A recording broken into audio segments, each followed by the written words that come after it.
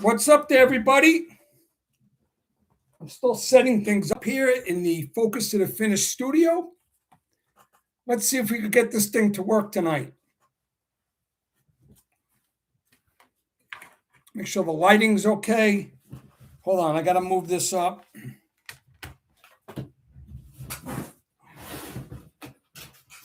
One of many computers here. Just a moment.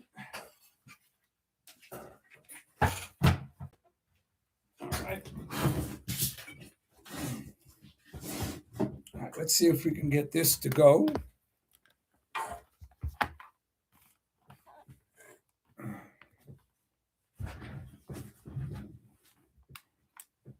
Is that too much light? Is that better? Let me see.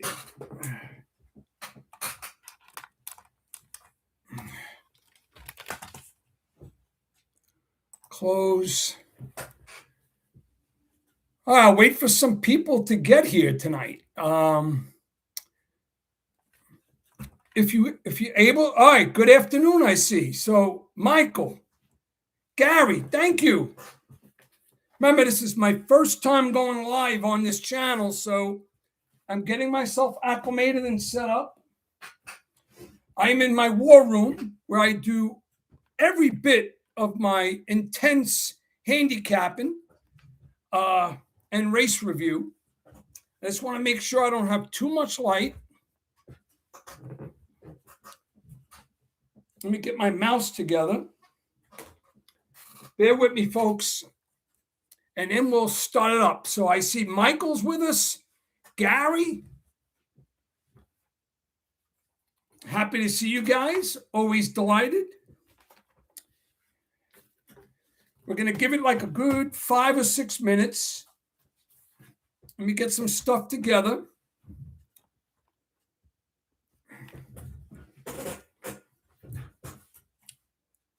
Be right back. I'm really looking forward to having this conversation. So I'm going to put my thing on Do Not Disturb. This way I could give you my undivided attention. My kids just called me. I took care of that.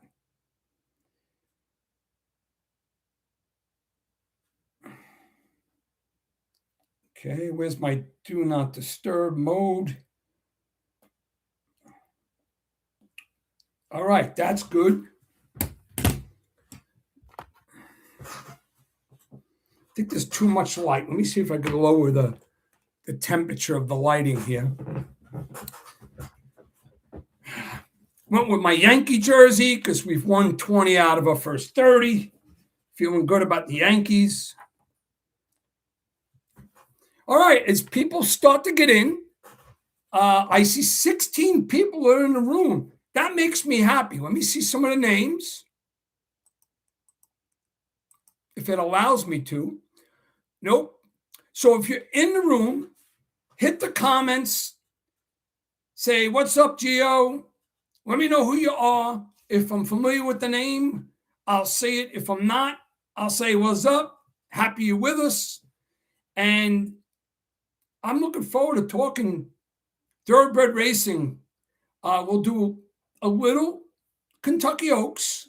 But the main purpose of this stream tonight, my first ever on this channel going live, is to field any specific handicapping questions you have, anything about the Kentucky Derby, the changes we just heard of, which I'll go over when I got some more people in the room. My man, Joe, happy to see you, my man. Frank B., great to have you with us. Like I said, this is the same Focus to the Finish studio. You see me recording my deep dives and all. So I didn't change the background. I didn't do this in my backyard. And here we are in the evening for this gathering. And I'm going to give it another 5 minutes, and then we're going to get started, okay? I'll tell you one thing. You know, I speak about a lot of my hits because we we should always rally around our wins and be delighted and share our wins. But we all have those bad losses, bad beats, lemons. And what happened today, I was on a great roll. I had a pick 4 where I was live to the last leg, just a $12 ticket for $1,200 with the 12 horse at Churchill, and he ran second, and he looked like he was going to win when they turned for home. And then in the pick 5, if Johnny V wins that photo in the feature, I had the winner of the finale, the 8 that paid like $17 or $18. I would have had to pick 5 for a full buck. Instead of it's a 4 out of 5 torn up ticket. I didn't use the hot favorite in that race.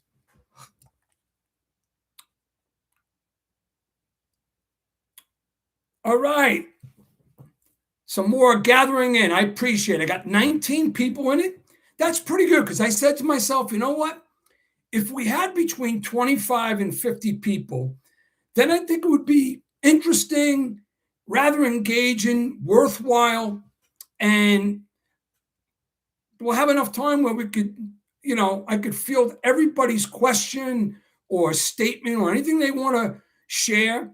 If there's somebody you're really hot on and you really like Saturday, of course, I'm sure you're aware of the big changes.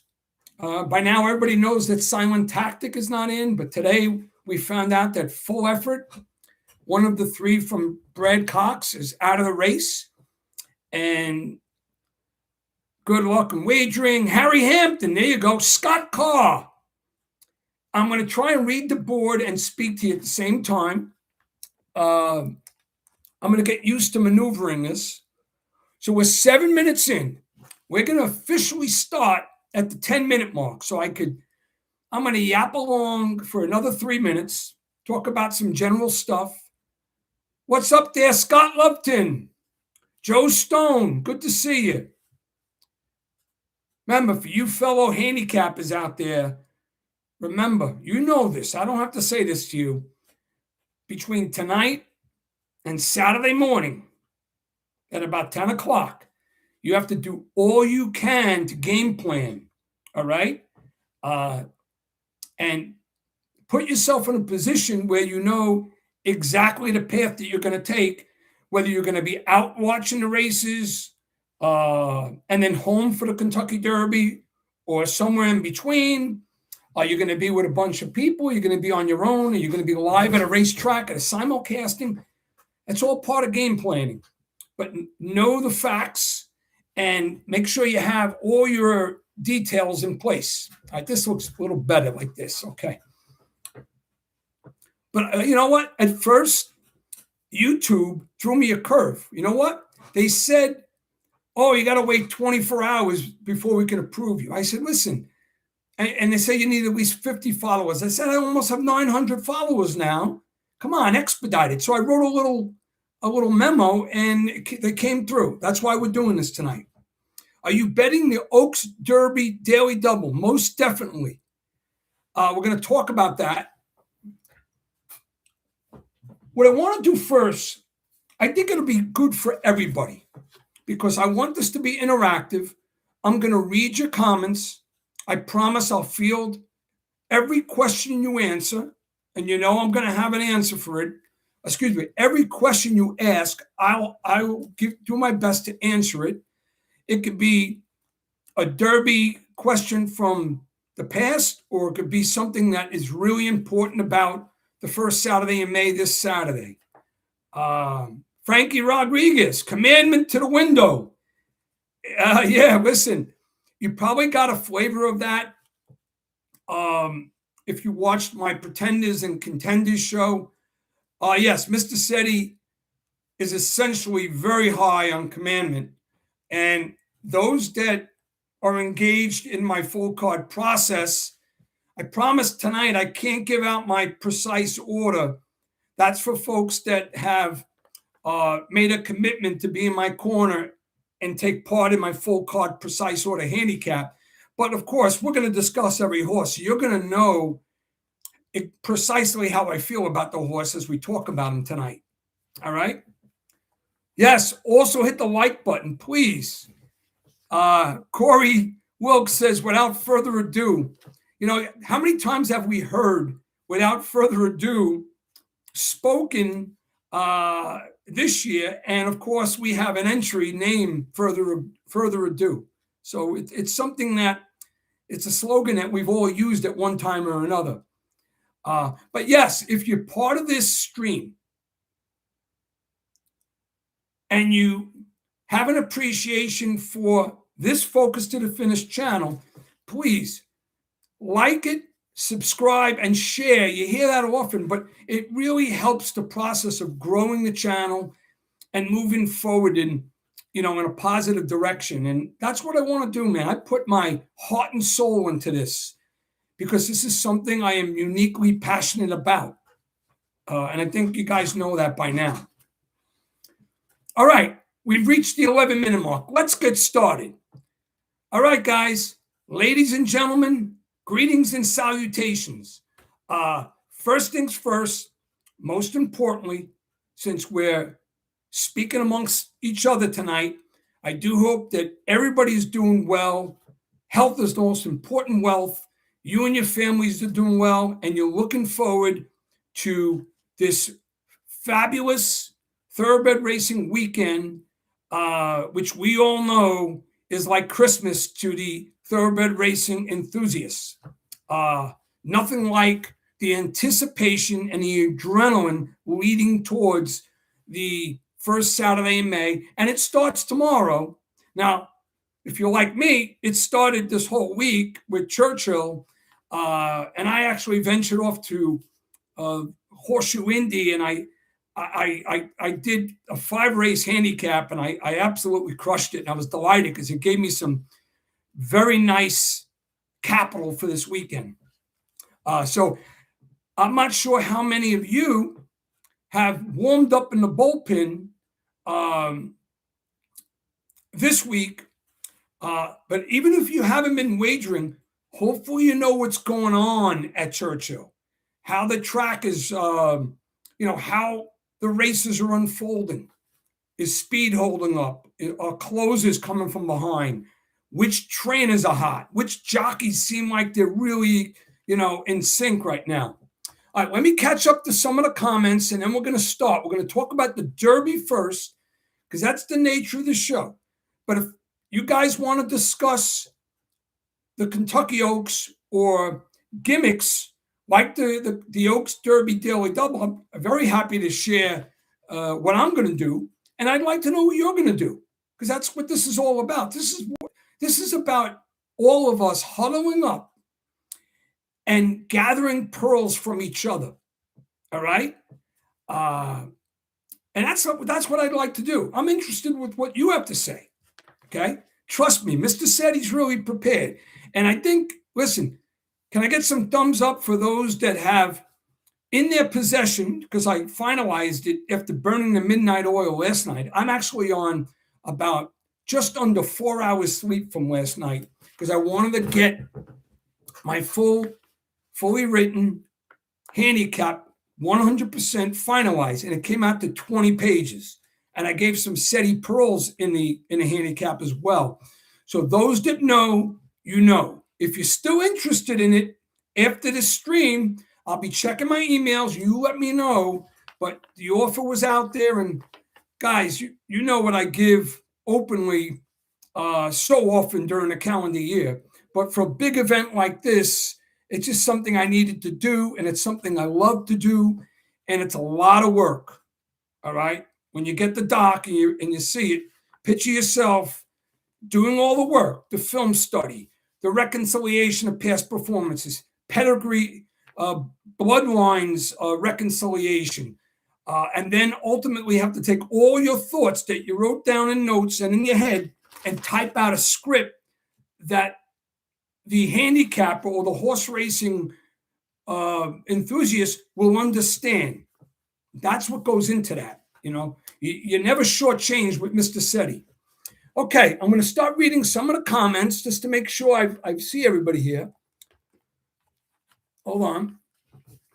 All right, so let me move up. Sorry if I got to get close. You're going to be looking at Mr. Sette's sometimes unsettling mug. But I'm a nice guy. At least I try to be. I'm just getting a little older right now. All right. So Joe says, Gio, commandment I like a lot. A beautiful thing. Diang 9059. How much you down grading Renegade due to the post position?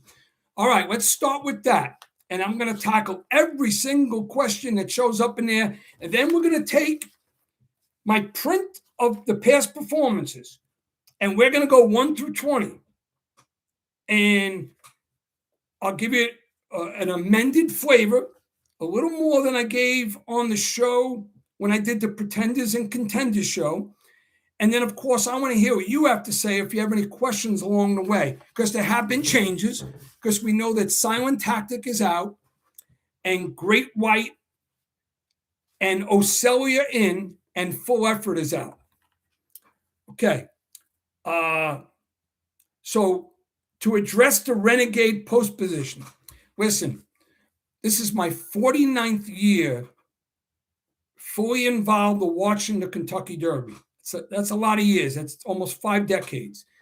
And yes, the one dreaded rail was once a major issue just because of how it was formatted, the angle when they broke out of the gate leading to the first turn. But that's not the same issue anymore. It's a beautiful new gate. It's been out there for, I believe, 4 or 5, maybe 6 years. And it is challenging if you're a horse that is in the style of running and needs to be in quality position to the first turn. But when it comes to Renegade, an incredibly talented guy, a colt with a significant turn of foot late with Irad on him, insignificant. Because Irad, it doesn't matter to Irad if he's last around the first turn. So he'll probably be somewhere in the area of 14th to 17th or 18th, maybe even last. It's a long race. So I do not think it's going to impact Renegade, especially with a jockey like Irad Ortiza. All right, next. After checking out the entire field, the one that looks like good value with a chance to win is Chief Wallaby. That's Scott Lupton. Now, let me talk about how you put that question, Scott. And also, I want to talk about Chief Wallaby since you brought him up. All right. First things first. You want a handicap or take the advice of a handicapper who wants to win. He wants a winner. He wants to nail the exacta. He wants to nail the triple. And he wants to nail the superfecta. And he wants to be decisive as to who he uses going forward. When you talk about value, yes, it's nice to have value, but don't let the price on the tote board change your mindset or your approach because you don't feel like you got enough lift in the odds. It bothers me when I hear another handicapper, whether it's another YouTube channel or on TV, saying, I will only take this horse at so-and-so price. That's not how you should roll. In over hundreds of races, it'll work against you. Okay. So if I like a horse and he's 3 to 5 and I can't get past him, that's who I'm going to like on top. But in the same tone, if I like a horse and he's 36 to 1 and I can't get past him, he's my top choice. So in terms of value, yes, customize and structure your tickets from a vertical standpoint, especially with triples and superfectas. And if you're working with a key, and by the way, keys are going to be a little difficult on Derby Day because Churchill Downs on the superfecta end, there's no dime increments. It's $1 increments. So it costs you a lot more to do the key. So you're not going to be able to do as many combinations or use as many horses underneath unless you're very financially stable and you got the scuttle for that. So what I'm saying now, let's go back to Chief Wallaby. and we'll talk about value, how I determine things, and how you should approach from a ticket structure perspective. Chief Wallaby, extremely talented horse. There's no doubt about that. You have Bill Mott in his corner. Bill Mott's one of my favorite individuals, favorite horsemen altogether. He's a great trainer. We know what he did last year with Sovereignty. But Sovereignty was a totally different animal and scenario. He ran as a juvenile. He ran effectively as a juvenile. He traveled well. He had more of a foundation. The reason why I'm not going to be on Chief Wallaby on the first Saturday in May is because, call me old school, and I can't stand when I keep hearing people talk about Justify and Mage, because you got about 120 years of fact. Owners would not put their colt in the Kentucky Derby if he didn't run as a juvenile, and the ones that did never won. Of course, Justify changed that. You may think, well, Gio, it's a new way. It's how things are now. Justify is the exception to the rule. And actually, he won the Triple Crown with a little asterisk in my book, too, because if you watch how he won the Preakness, he benefited from that miserably foggy, rainy day, and he just took it to the field. And then he proved me wrong in the Belmont Stakes. But Justify broke the Apollo curse, and he made it happen. But Mage wasn't a great racehorse. Mage benefited from like 6 or 7 things going wrong with other horses. And the most instrumental things that happened with Mage when he won the Kentucky Derby. And by the way, Mage never won another race, which validates that he wasn't a great colt. He won the Derby. Well, so did Mind That Bird, and so did the Rich Strike. They're not going down in history as greats. They're going down as Kentucky Derby winners. It has nothing to do with price. Actually, Mage, in a lot of ways, was an underway. He should have been a bigger price. Now, because I'm on this subject, we're talking about Chief Wallaby, and I'm going to make sure I cover everything. I'm going to go back. He's a great horse. He's talented, but you got to have a foundation. And one of the things that I saw, and if you go back and watch this race, I promise you'll see it. Flavien Prat was on Angel of Empire. Javier Castellano beat him to a spot. A split-second decision changed the entire race. He beat him to a spot, and then when he had a clean trip all the way to Hawaii, he ran a big race. But Desom for Stephen Asmussen was full of run. And he was blocked by Kingsbarns, who stopped right in front of him. We'll be on this for about a half hour if I told you all the other things. So, yes, he won. He didn't run as a juvenile. But Mr. Sette does not take horses to win who haven't run as a juvenile. Okay? And if I lose that way, I lose. Now, if you're interested in using Chief Wallaby in your superfecta key, absolutely, I'd give you a thumbs up. He's not in my top 5, but he's worthy of my top 10. He's not in the bottom 10 of the Kentucky Derby field. He's in my top 10, but he's not in my top 5. Others are more appealing to me. So if you like Chief Wallaby, I wish you the very best. You got a good man of Bill Mott training him. You got Junior Alvarado, and he's very talented. But he's got to overcome many things. And the magnitude of the Kentucky Derby, the 20-horse field, the traffic situations, the roar of the crowd, dirt being kicked in his face every which way, because you know he's not going to be on the lead. So consider those things. And if he pulls it off, I'll tip my focus to the finish hat to Bill Mott. But I think it's highly unlikely that he wins the Kentucky Derby. If I'm proven wrong, I'm proven wrong. I'm still going to believe in the principles that you have to have a foundation that includes running and running well as a juvenile, or at least getting the race experience because you could develop fast. All right. I gave you a mouthful on that. I will catch up here. Let's see. Harry Hampton. Wait. Yeah. It's the next one. Harry Hampton says, what do you think of Potente's fast workout? Very good question. All right. Now, Bob Baffert, he's known to really work his colts fast. But usually their fast works in Santa Anita going 6 panels or 5 within reasonable time before a race. The way Potente worked, let me just check one thing. I know the work was crazy fast. It's like 57 and change. In my humble opinion, he's another horse without the foundation running as a juvenile. To me, that was too fast.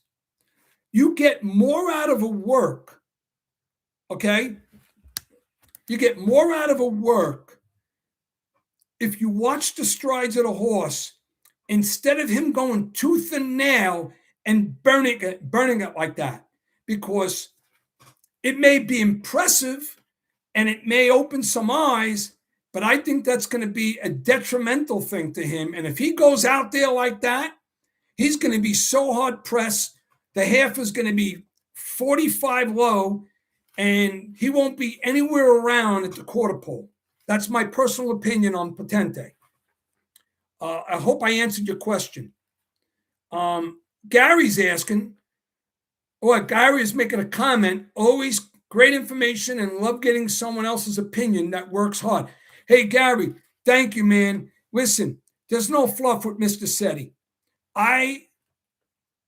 When I created Focus to the Finish, you're talking about 4 decades of growing through what I've gone through.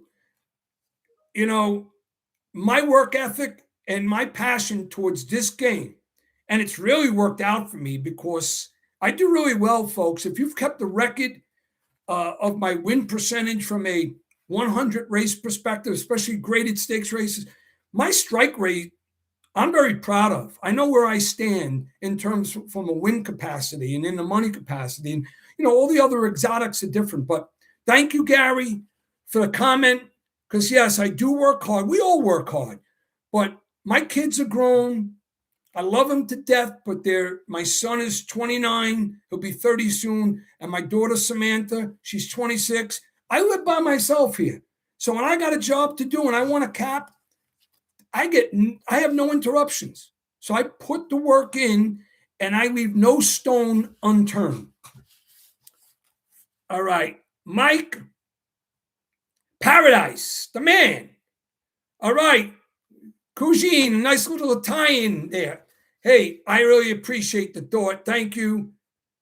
The lighting is fine. Thank you. It's hard to make me look good, but thanks for saying the lighting is good. You could see some of my Ram memorabilia and that Yankee pitcher in the back. That's actually signed by Jim Leyritz. I got other stuff too, but I'm a big baseball card and football card collector.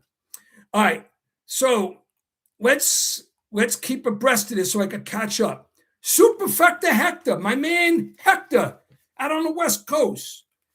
Right on, Gio. Good luck to us all. Thanks for your hard work. I got to catch the replay. Let's go Focus to the Finish. Over out. Hey, Hector, love your enthusiasm. Thank you for your comment.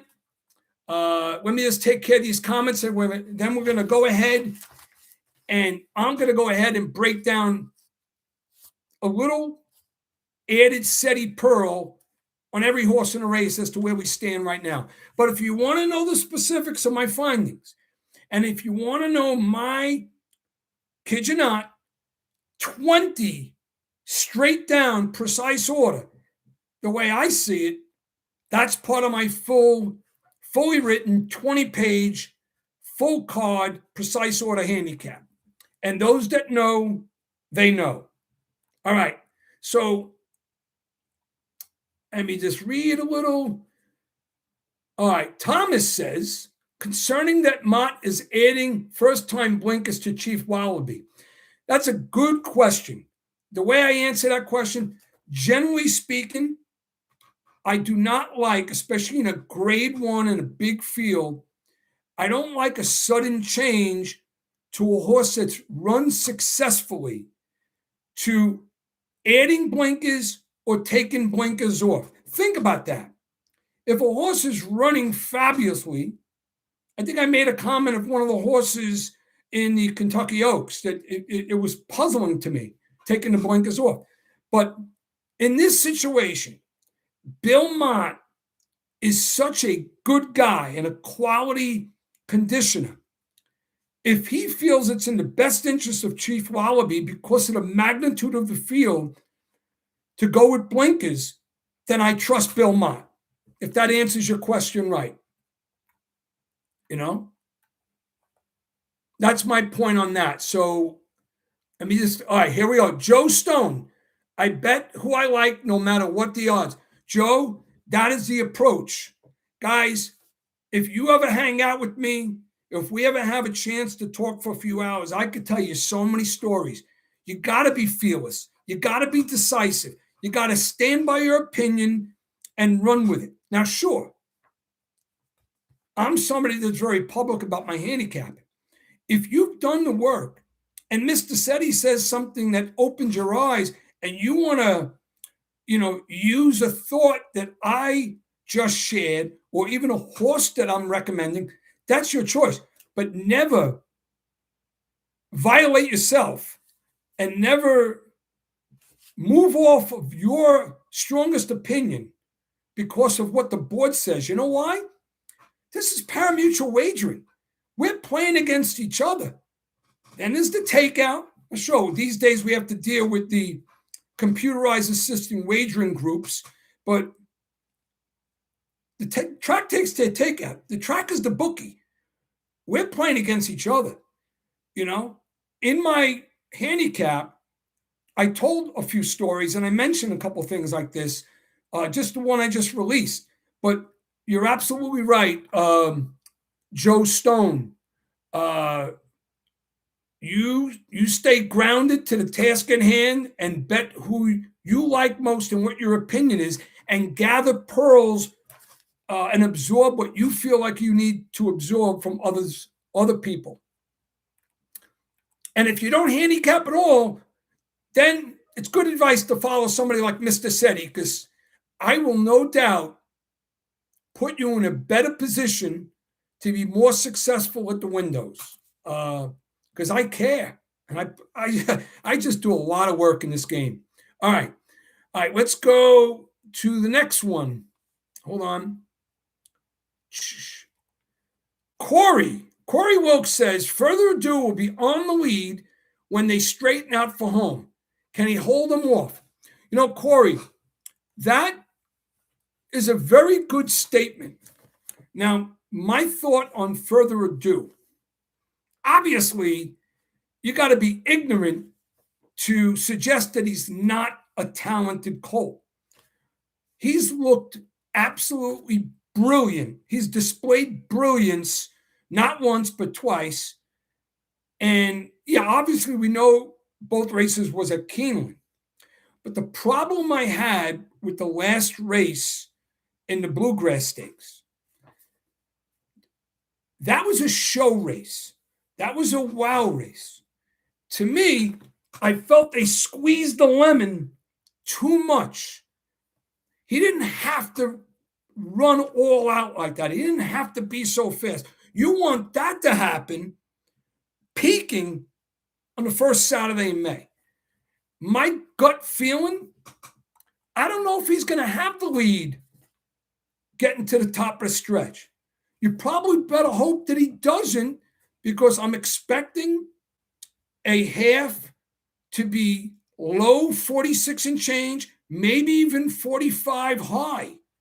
And if that's the case, listen, Johnny V is probably one of the more cerebral jockeys that I've ever followed in my entire life. Johnny V is great. Now, Of course, IRAD was on Further Ado all that time. So you do have a jockey change. You do lose a little something because IRAD is IRAD. IRAD is, he's got that swagger.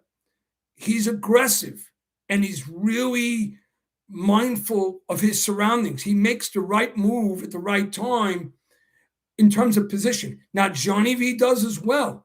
But Johnny V is obviously, he's got what, 25 years on IRAD? I'm not saying anything negative about Johnny V, but it helps when your horse jockey continuity is consistent. And in terms of Further Ado, this is just my opinion. He's in my top 10, but he's not my top 5 because I feel, and I don't even use the word bounce. I don't use the word bounce. I just feel in my blood and bones that Brad Cox is more confident with Commandment. And I think he knows what he has with Commandment. And he'd rather have a horse like Commandment than one like Further Ado, who's been brilliantly spectacular, but sometimes that doesn't pan out well in a field like this because there's a lot that needs to happen in his favor. So will he lead going into the stretch? He could, but if he is, I think they're going to run him down.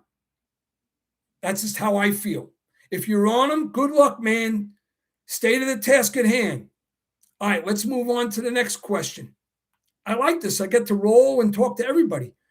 How about Point Dune in the 10th race on Saturday, a Penn National horse? You know, I appreciate, I'd have to grab my handicap, what you can do, and I appreciate you asking about that. But I don't want to ruin the pace I'm on right now. I got a lot of catching up to. Shoot me an email, folks@finish@gmail.com. I promise you, I will give you a Gio answer to it. Okay? Because I handicapped the race. I just can't think, like I said, those who have my handicap, they know what I've done. Trust me, I've been inundated with work the entire week. And I handicap other cards because I wanted to make money beforehand. And it worked out for me because I'm really up this week really well. So I'm funded for the first Saturday in May. Okay. So that's to be continued, Mark, okay? I promise you. Joe Stone, do you use Thoroughgraph at all when handicapping? Good question. Mr. Sette is a traditional daily racing form buyer's guy. So I use the daily racing form, past performances, old school. However, I do use Thoroughgraph because for my 8 years with John at Past the Wire, I saw value in interpreting and reading Thoroughgraph as well. So I do have access to it and I do use it, but I still bank on my daily racing form, past performances with the buyers because I know how to use buyers to my advantage. And it's not about just saying how fast a horse ran. There's a lot more to it. How often do I talk about the full body of work? I can't believe there's still some handicappers out there. They give an analysis based on the last 2 starts. That never happens with me. You have to be feverishly involved. You have to consider the entire body of work. If a horse got 27 starts and it's a 5-year-old mare, a horse could have done something 15 months ago in a similar field that you need to know. That's what I'm talking about. So, yes, you got to go more to recent. If it's a 6-year-old, an older horse, you don't really have to dig very deep for their races when they were 3, but you bet your buttons you got to go past the 10 races that are in the most recent past performances. So yeah, if you want to learn Thoroughgraph, get into it. Now, listen, I know people that use the Ragazins and the Brisnet time form. Those are not for me. I don't like rags as well in any regard. It's just not who I am. And I looked at Brisnet. I gave it a shot. And I didn't want to learn something new. My mind is stapled into the daily racing form, whether I have the booklet or my PDFs that I look at on the screen. But Thoroughgraph is a good tool. It's a good tool because it's way past just the formula of the buyers. It's taking a lot of things into account that buyers don't. But I'm a believer of buyers, and I'll still believe in it. John, good man, he doesn't like buyers. He's all Thoroughgraph. That's his thing. I'm flexible. I go both ways. All right. Next question. Frankie Rodriguez. Down Dane Berman have enough foundation to win? Hey, great question. That horse is in my top 5. Actually, 6th choice, I believe. One of you guys who already have my handicap, you go look at it because I don't want to take it out. I have it all printed out here. I got my 20 pages printed out. I don't want to look at it right now. I believe that horse. First of all, the horse is bred right here in Kentucky. His daddy was Maxfield. Okay. Let me go to that. Let me go to his chart. Maxfield was extremely successful at Churchill Downs. I remember betting on the horse, his daddy. Out of a Tappet mare. So you have Dane Bourbon's sire is Maxfield. His daddy's Maxfield out of a Tappet mare. What they cost for him? Like, what was that? 400,000? Hold on. 450,000. So I took to Race Review, and I'll tell you guys, that horse is put together, and that horse gave me the indication that going long is going to be right, not wrong. This horse wants a route of ground. This horse is built for the distance. So I was impressed, and I no doubt will use that horse in my superfecta key and maybe even some triples. Is he good enough to win? Probably not, because I like others much more. But can he hit the exacta? Yeah, long shot, but still not. I don't like going too heavy with multiple exactas. I'm a cold exacta and maybe 1 or 2 savers. That's when you read the board. But he's a player. And for Gio Sette to have a field of 20, and I'm telling you, I believe that horse made my top 6. I think he's ranked 6th by me. I'm giving you my honest opinion. He's really built nice. I love his strides. He's proven at the distance, and the pedigree says yes. And let me tell you something. It happens often. I don't know if you've heard stories about a horse like the late great Speightstown, who just passed away in 2023. So some of the 3-year-olds are still out there. And I believe it was 23 or 22. The horse passed away, unfortunately. But Speightstown and all Prodigy, all the horses that came, they did extremely well at Saratoga. Hey, by the way, we got 75 people in the room. Thank you for joining tonight. I'm going to address every post, every question that I see here, as long as it takes. So to answer your question, I'm sorry if I went off. Hold on. Get the mouse going here. Hold on. The question was, Dane Bourbon have enough foundation to win? Yes. He ran as a juvenile. Yes, he's been racing in Japan. We never know what the travel does, but this horse is talented, has the strides that you want to see, taking on 1.25 miles. To be honest with you, I don't know so much about the rider. The rider could be a little overwhelmed here, but in raw talent and physicality, I was impressed. How about this? I like Dane Bourbon significantly more than the Puma. And I'm not exaggerating that. I like him much more than the Puma. Puma is not even in my top 10. And when we get to that, I'll give you my reasons why. All right, next. Bill, tossing the Japanese runners. Well, Bill, no, I'm not. Damon Berman is a use. The other two, which I believe aren't from Japan, they're from overseas, Dubai or Saudi Arabia. 6-speed to me is cheap speed. Is probably going to get swallowed up. I won't be. That's a complete toss for me. 6-speed. If I can remember, 6-speed, I could have ranked 19th or 20th in this field. And the other horse, I didn't like his physicality. Let me get his name because I want to cover all your questions. Wonder Dean, bred in Japan, has the foundation, but you know what I put on my handicap when I was done with Wonder Dean? Cheaper. You know, I can understand why they want to run him here because he qualified for it, but that would be an absolute shock if I put Wonder Dean and 6-speed in my bottom 5, and I think 6-speed could be the last or absolute last in my handicap. You guys could check it out. Those who have my doc, if I'm ever mentioning something like that, and you want to put it in the comments, say, yeah, Sette, you got him ranked 20th. So if you're using any of those other two, all the best to you.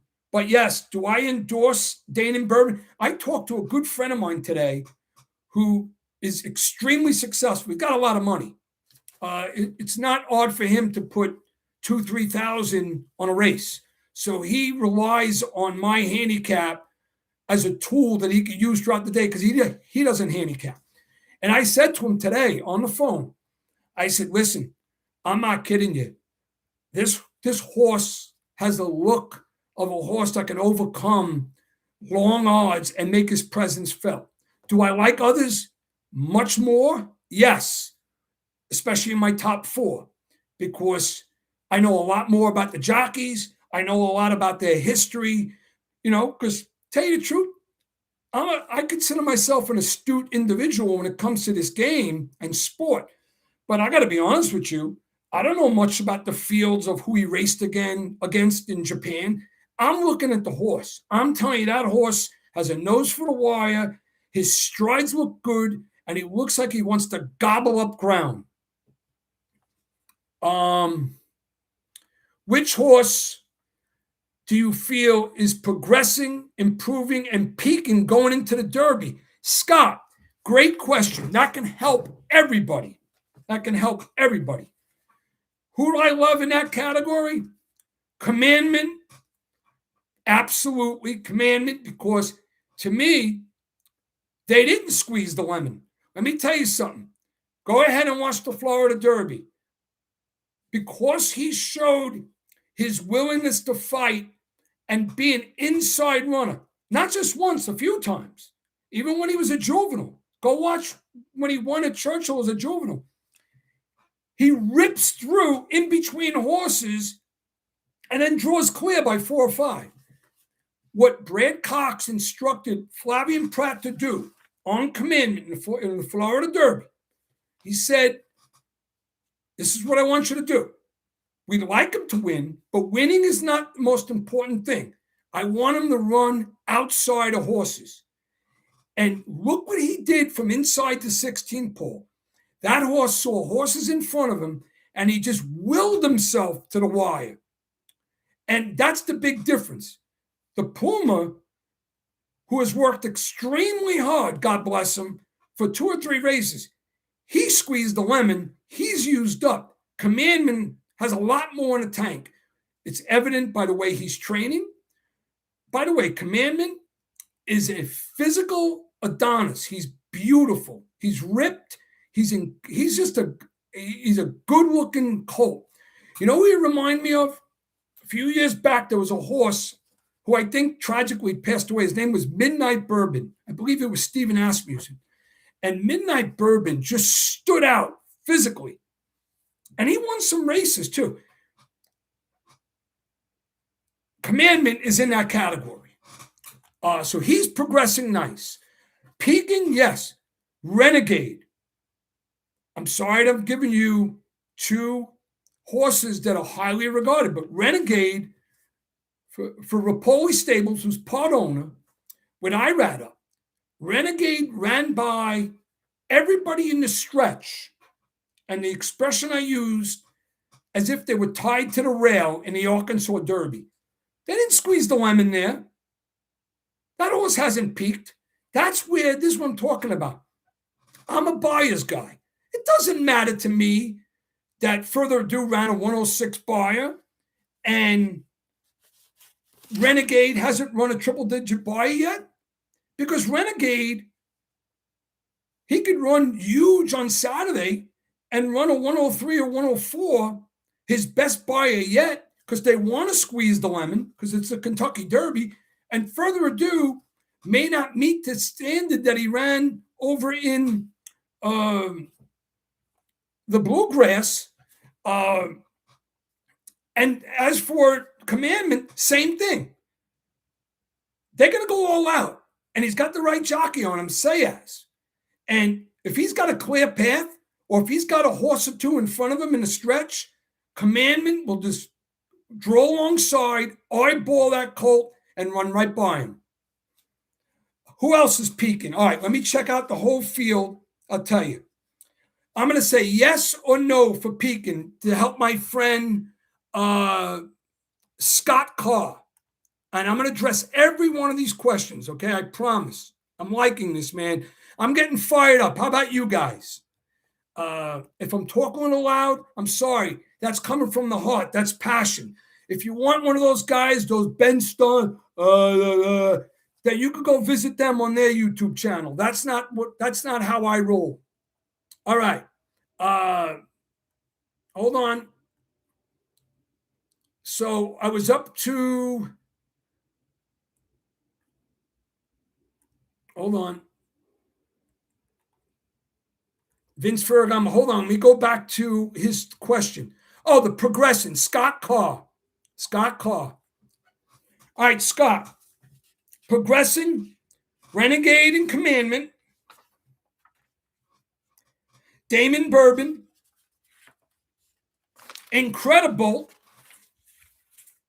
Chief Wallaby, even though he didn't run it too, Emerging Market, Pavlovian,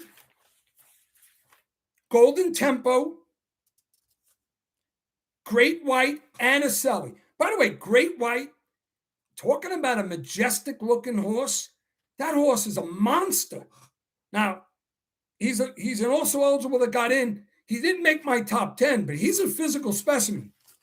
And we're going to get to Aselli later because Aselli was at the cusp of my top 10.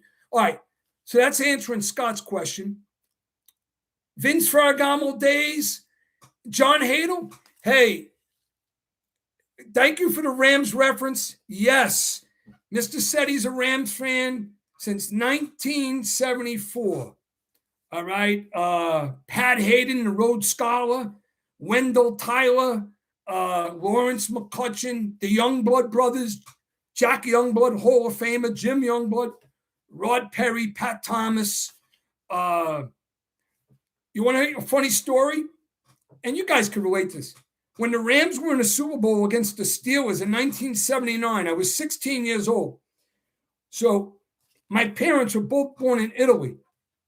The reason why I'm bringing that up, on Super Bowl Sunday, we had like one TV in the house in 1979. It was black and white. And that day, my mom invited like 12 of her Italian friends over, and I'm trying to watch the Rams in the Super Bowl. So I was distracted, to say the least. But I was a kid. I was 16 years old. So, yeah, to answer your question, Vince Ferragamo to Billy Waddy in the playoffs that year, I haven't missed a Rams season since 1974. Even when they moved to St. Louis, I stayed the course, but I am happy they moved back to Los Angeles. Very few people were bigger Ram fans than me. In 1999, actually January 23rd, 2000, on Mr. Sette's birthday, I was in the fourth row at the TWA Dome in St. Louis for the NFC Championship game when they beat the Tampa Bay Bucks and got to the Super Bowl. All right, back to horse racing. I said I was going to answer everybody's question, so I'm living the values of your thoughts. All right. Johnny Edwin, Gio, if this question was asked earlier, I apologize. How fast do you expect the first half mile to be? All right, John, I'm willing to talk about that again.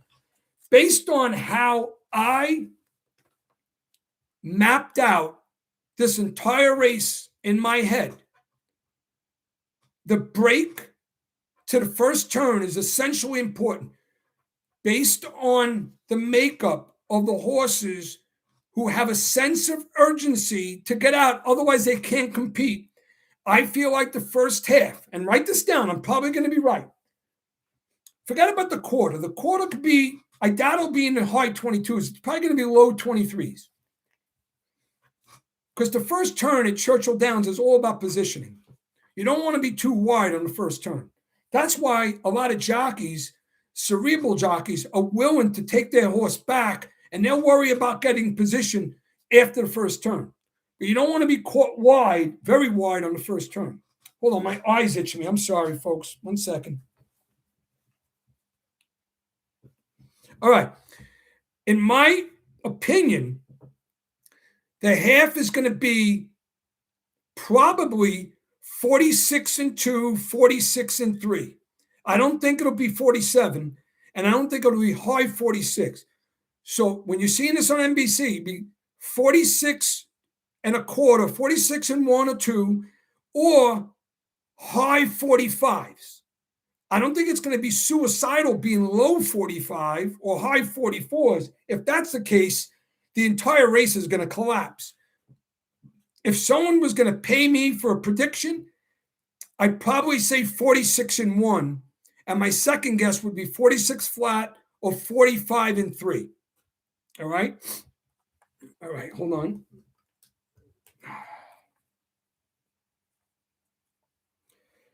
Wow. By the way, I'll be right back. I got to flush my eye because it's burning me. I think I got something in my eye. I'll be right back. Give me 30 seconds.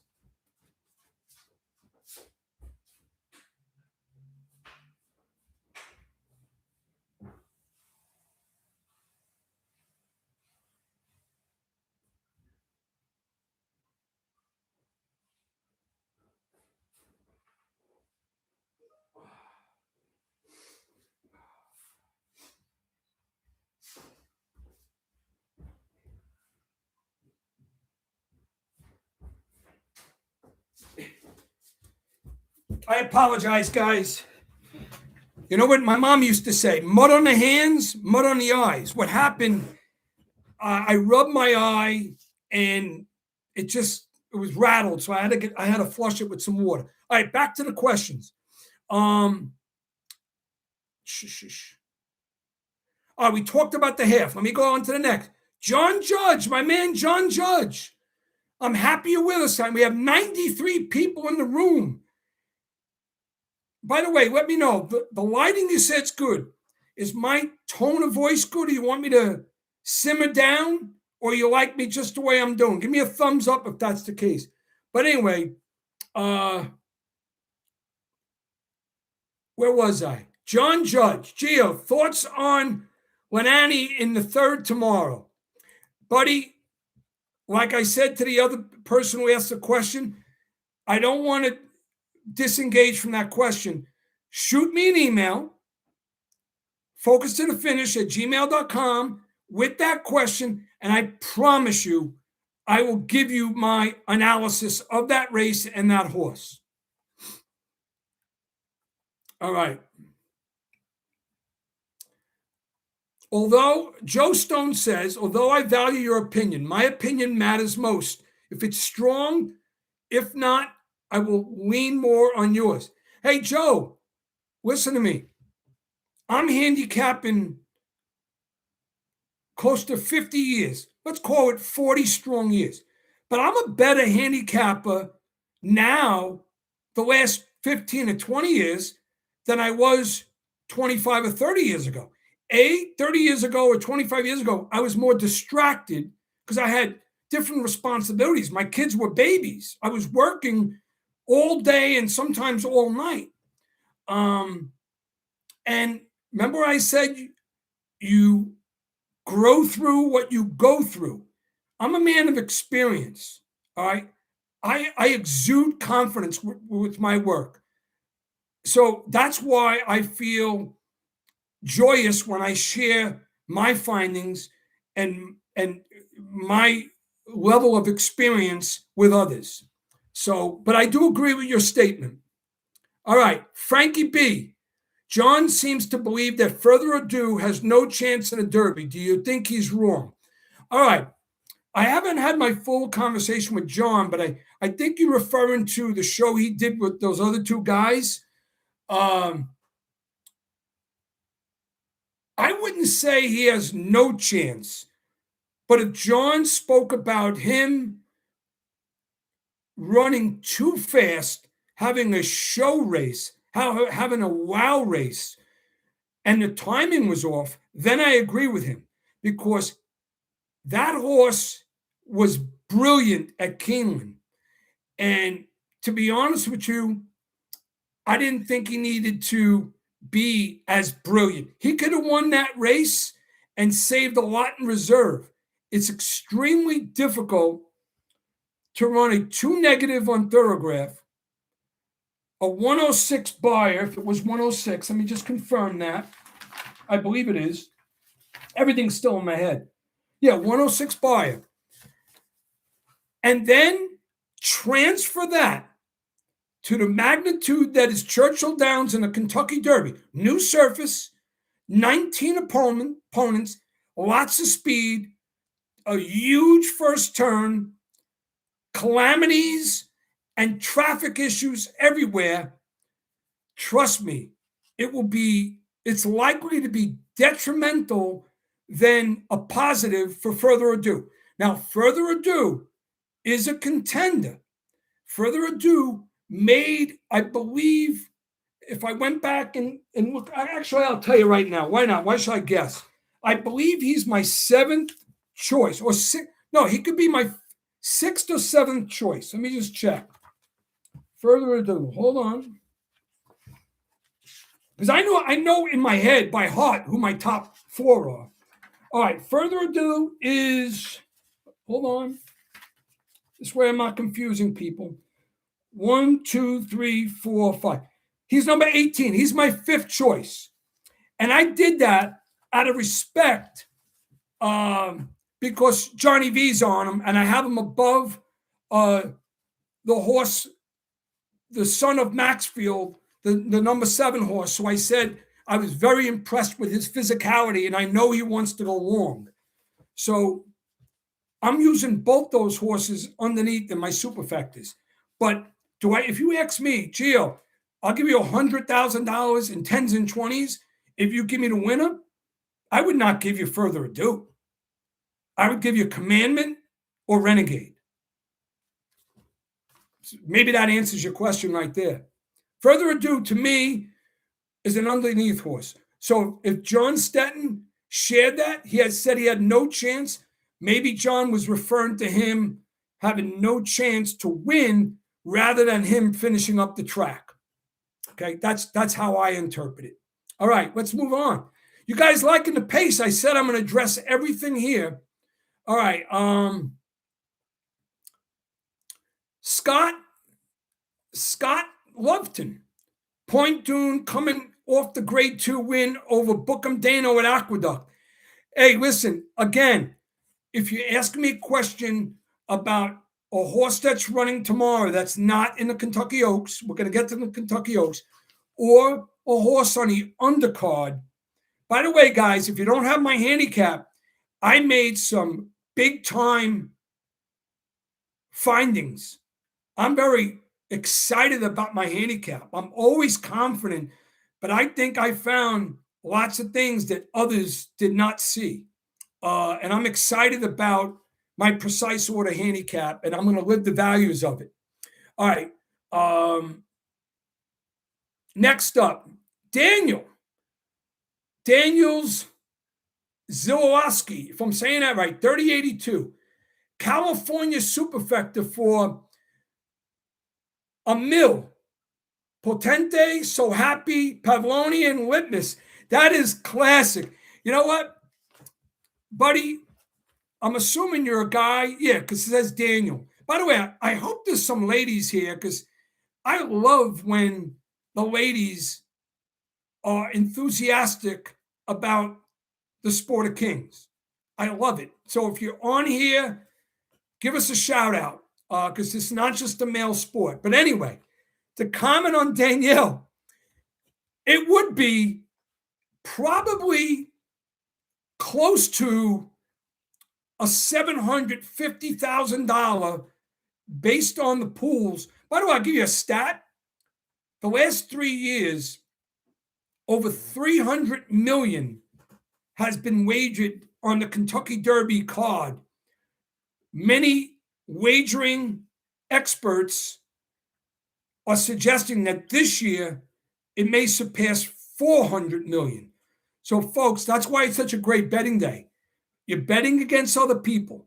You got astute, quality handicapping money. You have fugazi handicapping money. You got people who can't find their way out of a paper bag money.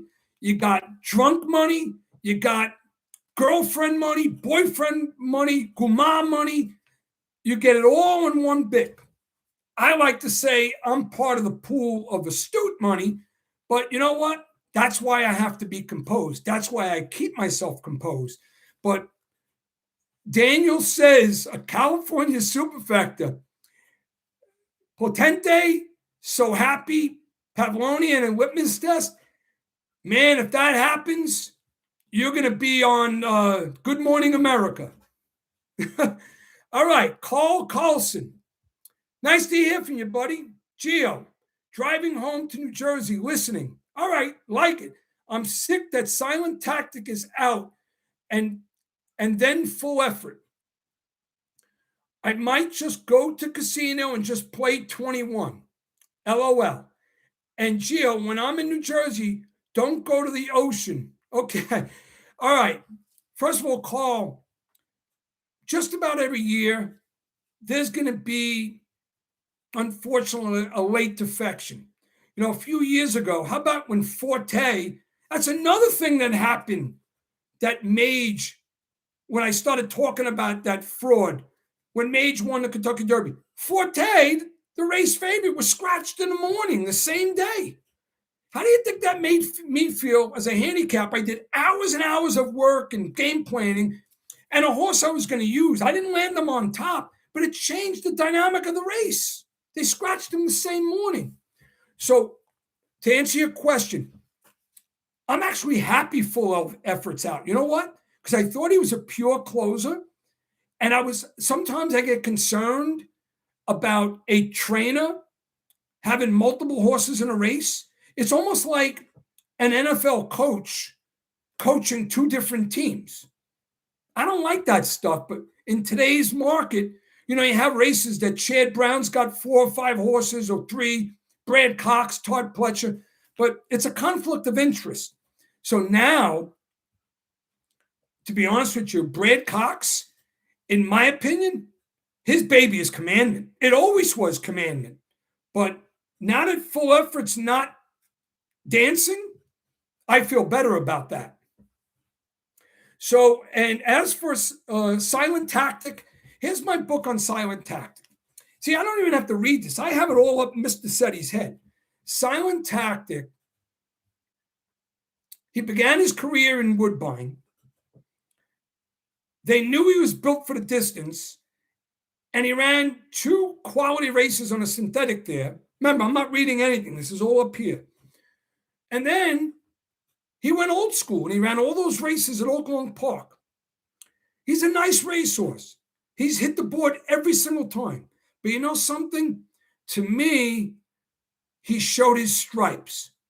He's a nice racehorse, but he's not one that's going to win multiple grade 1s, especially in large fields. I feel bad that he scratched, but if he was in this race, I was shorting him. I didn't like him in my top 10. because I thought he plateaued, or he needs to face a grade 3 field or a limited, 6 or 7 horse grade 2 field. That's my take on a silent tactic. Nice horse, not a champion. All right. Carl, thanks for chiming in. If you still, it's funny, you said you were driving home. Would you message here? How do I sound on the radio in the car? Let me know. That's pretty cool. All right, next. John, I want to pronounce your name right. Edwin. Yeah, Edwin. John says, Gio, if you scratch the post positions, who do you believe are the top 2 on Saturday? If you want to, you can add a third. All right, I'm going to share it. Guys, this has nothing to do with odds. This has nothing to do with how they're perceived by the general public. But in my opinion, the most pronounced, most likely winners of this year's Kentucky Derby are Commandment and Renegade. Renegade because he's got that flair of spectacular. The way he made those other colts look in the Arkansas Derby without going all out was ridiculous. And he's got Irad Ortiz from Mike Rapoli. By the way, guys, did anybody agree with what I said? I said this publicly. They talked about the agent, Irad shoes and all that. No doubt in my mind, Mike Rapoli's worth $1 billion, maybe more. Not a million, $1 billion. I don't know if you know this. He was the CEO of Vitamin Water, and he sold it to another company for like $800 million. Then he got into the horse business. Irad Ortiz got a private envelope from Mike Rapoli. All right, that's what I believe, and that's why Irad's on Renegade.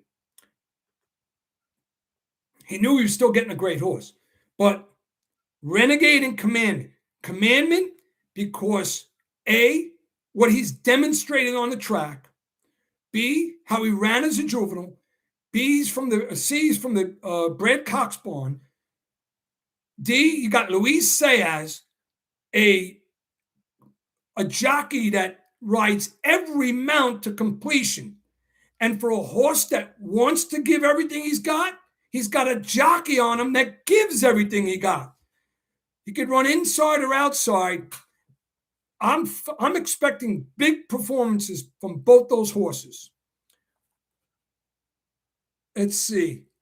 And that's regardless of the post positions. Let me tell you something. I'm going to be honest with you. If Renegade had a jockey that is not on the level of Irad Ortiz on, then there would be some concerns because you would have the horse, but you would have the questionable decision-making ability from the jockey. But right now, I don't have any reservations about either one of those post positions. And let me tell you something. If Commandment was breaking from the 19th post, I would still like him. Okay? To tell you the truth, if Renegade was breaking from the 10 post, then I would have had a hard time separating the two. I like Commandment more because I like his body of work, and I feel like he's going to be more forward than Renegade. So less calamities to deal with, less chance for a horse stopping right in front of him. And guys, you want to see an example? When you're done with this, go to YouTube, go to NBC Sports, watch that on a big screen. Watch what happens in the Kentucky Derby when Mage won. Those things I mentioned, but go watch what happened to Disarm. King's Barn stopped. He quit right in front of him. He still came on and finished fourth, but it cost him a second or maybe even a win because he lost his momentum. All right. So, we got some ladies here because it looks like I got Diane Bogan. Diane, I am delighted that you're here tonight. I want to thank you again for your loyalty and how much you've been in my corner for a few years now, when I was with Pastor Wire and now as I focus to the finish. So Diane says, Gio, Do you have 6-speed last in your cap? You know, I believe I do. 6-speed. All right. Is 6-speed number 17? Remember, the post position draw numbers don't change, folks. Don't be fooled by the scratches. Some idiot on another show started talking about the 17 jinx and this and that. The post positions moved over. He didn't even know what he was talking about. So I believe 6-speed is the 17. Yeah, listen, Diane, he's too small. He's fast, but there are so many other horses that are faster, more experienced, more tenacious, better trained. 6-speed, I believe, is, in my opinion, should be on the board at about close to 100 to 1. Yeah, no shot. No shot. If 6-speed is on the board, every one of my exotic tickets are thrown in the garbage. If he wins, I'll lose every bet I make. And I'll bow down to the Japanese saying, I don't know how you did it, but you did it. All right. Diane, thank you. Gary Slayton, does it bother you that Golden Tempo has some heel issues? Now, that is a very good question. Very good question, because what I did today, I got some good stuff I got to get to. We're going to be on for a while, guys, and I'm wired, so I'll try to expedite this and try to get this in within 2 hours. But there's a lot of stuff you're asking me. All right. Does it bother you? So what I'm going to do, I'm going to try to be flashy and more succinct. And if there's something I need to elaborate on, I'll elaborate. All right. Let me catch up to the questions. All right. Gary says, does it bother me that Golden Tempo has some issues with his heel? I am concerned because for a couple reasons. A, I like Golden Tempo. I don't think he's run his best race yet. I like his pedigree. I love Jose Ortiz. I'm a big fan of Cherie DeVoe, one for the ladies. I think because Jose Ortiz knows the horse, that jockey horse continuity, I don't like him on a win end. I like 3 others more, but I would not be shocked if Jose Ortiz mounted a very aggressive close. And by the way, if you go and study Golden Tempo, watch the round he gobbles up when you don't think he is.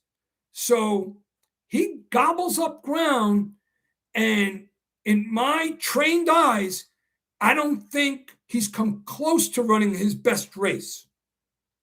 All right? So even though I don't want him to beat me on the win end, because I won't be using him, I may use him in one secondary pick 3, but predominantly I'm going with my top 3. All right. And you know who my top 2 are, but my third one may be a surprise, but you'll know who it is. And if you have my handicap, you know it already. All right. So the heel issue, Cherie DeVoe would not have him in the race.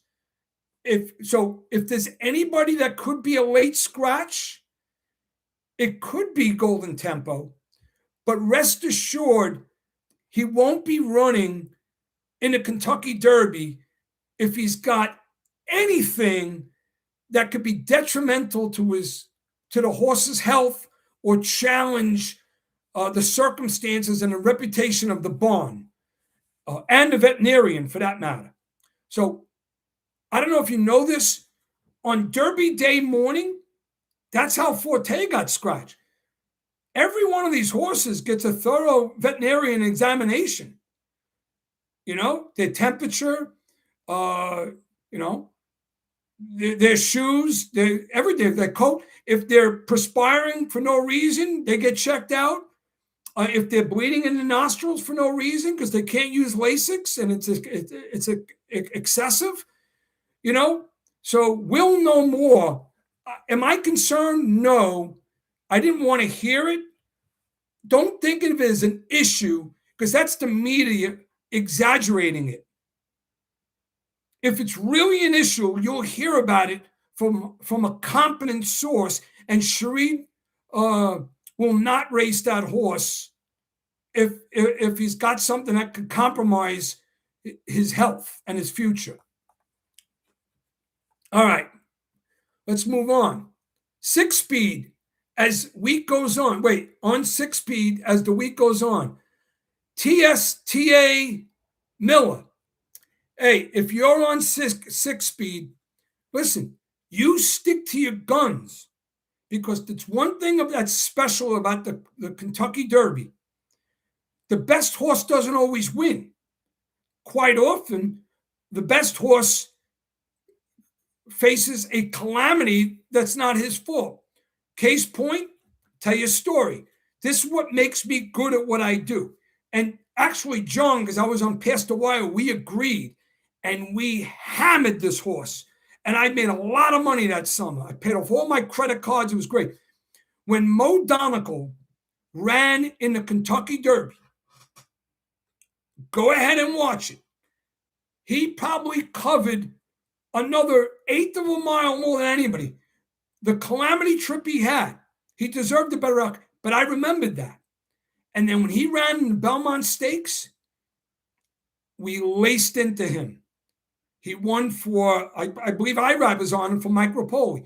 He won easy at the Belmont, and I had a big exacta with the filly Nest to run second. Major score that day, only because of a very important observation I made. So what was I on? 6-speed? Hey, if that's your horse, I will tip my hat to you, even if he hits the board. If he wins, it'll be one of the biggest stories. It'll be a story like Al Michaels saying, "You believe in miracles?" when the USA hockey team beat the Russians in, I think it was like 1980 or whatever, if that horse wins this Kentucky Derby. All right, let's move on.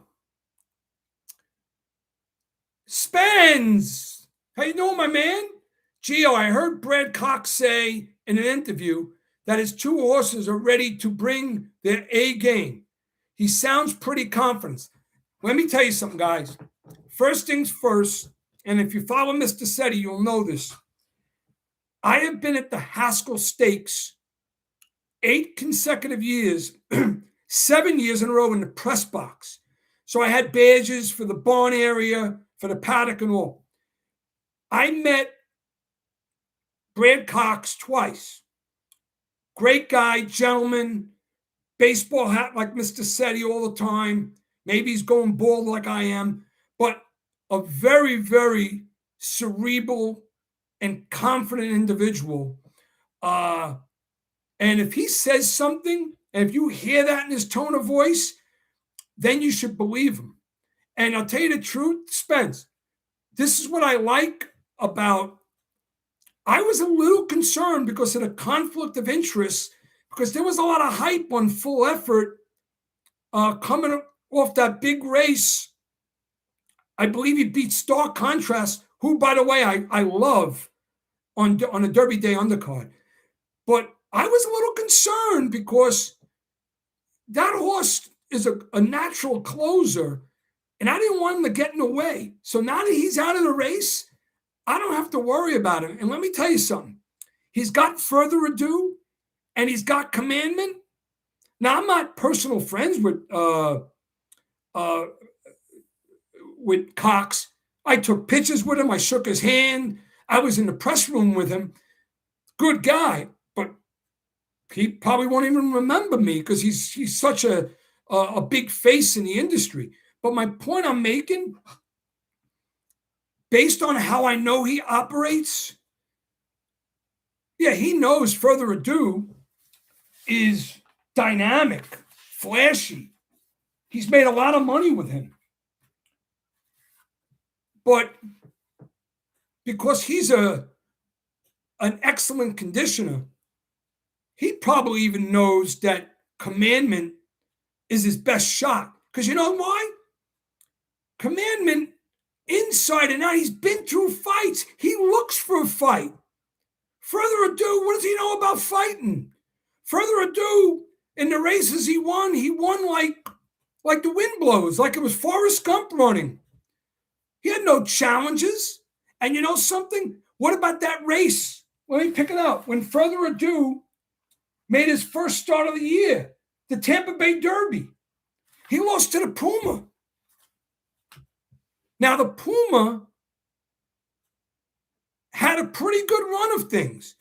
That horse overachieved. He surprised me.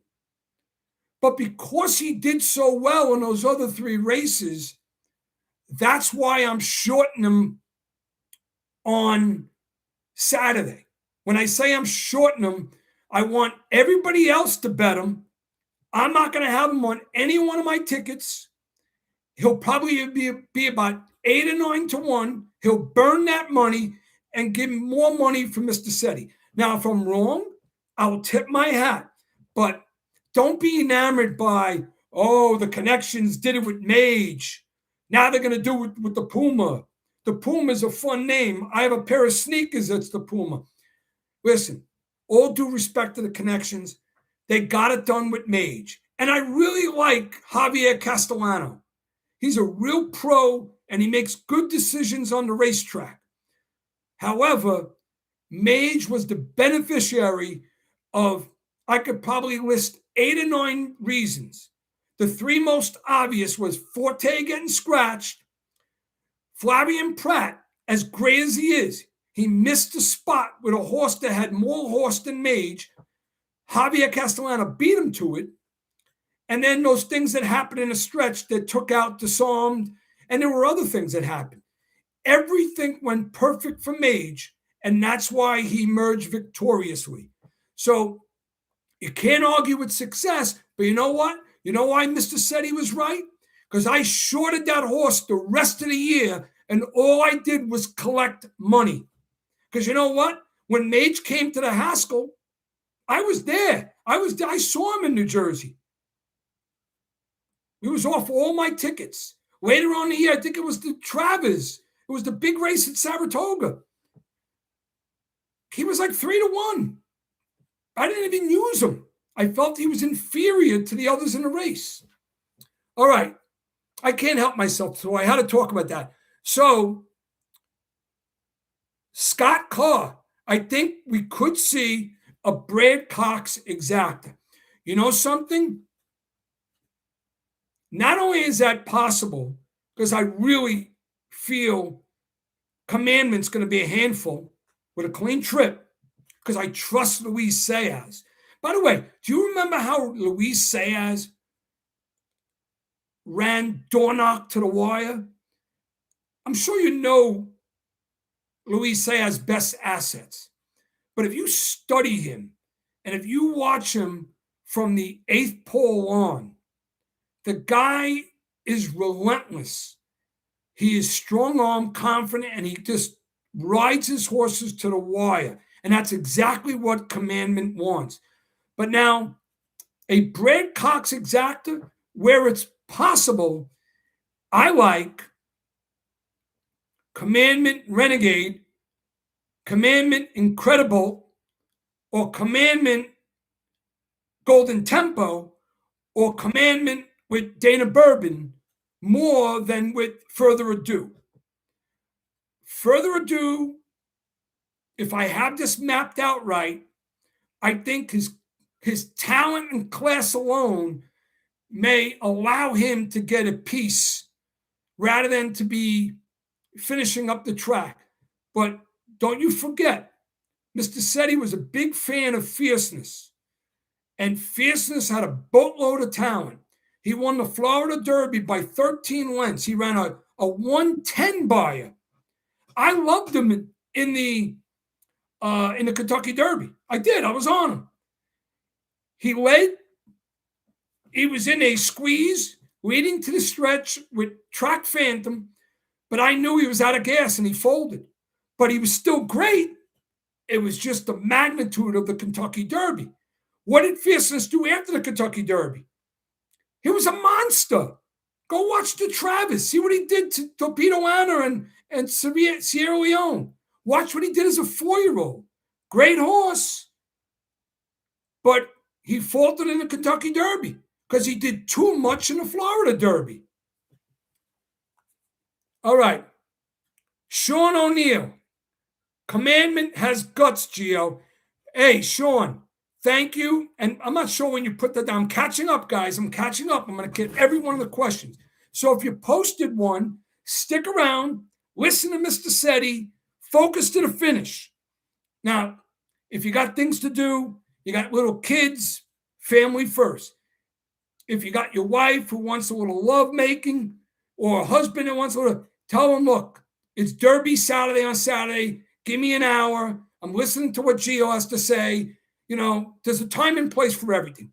But family first. If your elderly parent needs you or one of your kids, you stop, you cease and desist, get away from this video feed and go take care of what's important. And if you have to go to the bathroom, nature calls, go to the bathroom. All right. So, Sean, he does have guts. Listen, trust your own eyes. Tomorrow morning with coffee, you know how to watch races, all of you. Watch Commandments starts as a juvenile and as a 3-year-old. And you tell me if Brad Cox didn't order Flavien Prat to close on the outside, winning's not important. Just have him run outside of horses, just in case he needs to. Fighting is not a problem. Matter of fact, there are 2 horses in the race that have proven their value of their willingness to run inside with no issues, but nobody wants to run and say, okay, you want to look me in the eye? I'll run right by you. That's commandment. All right. Arbengarza. How bad is the quarter crack going to affect Renegade and Golden Tempo? I thought Golden Tempo would be a great key in the 3rd and 4th in the Super K. Can he still hit the board, and will he be less than 100%? Now, listen, I really believe this. Even though owners, because they all have inflated heads because they have a lot of money, they want to run in the Kentucky Derby. I get it. But Golden Tempo is with Cherie DeVoe. And Renegade is with Mike Rapoli and Todd Pletcher. Look no further. Todd Pletcher and Mike Rapoli had Forte. They scratched him the day of the Derby. And for a number of reasons. It's not like they were going to go give a side envelope saying, look, he's my horse, I'm going to run him. They did what was best for the horse.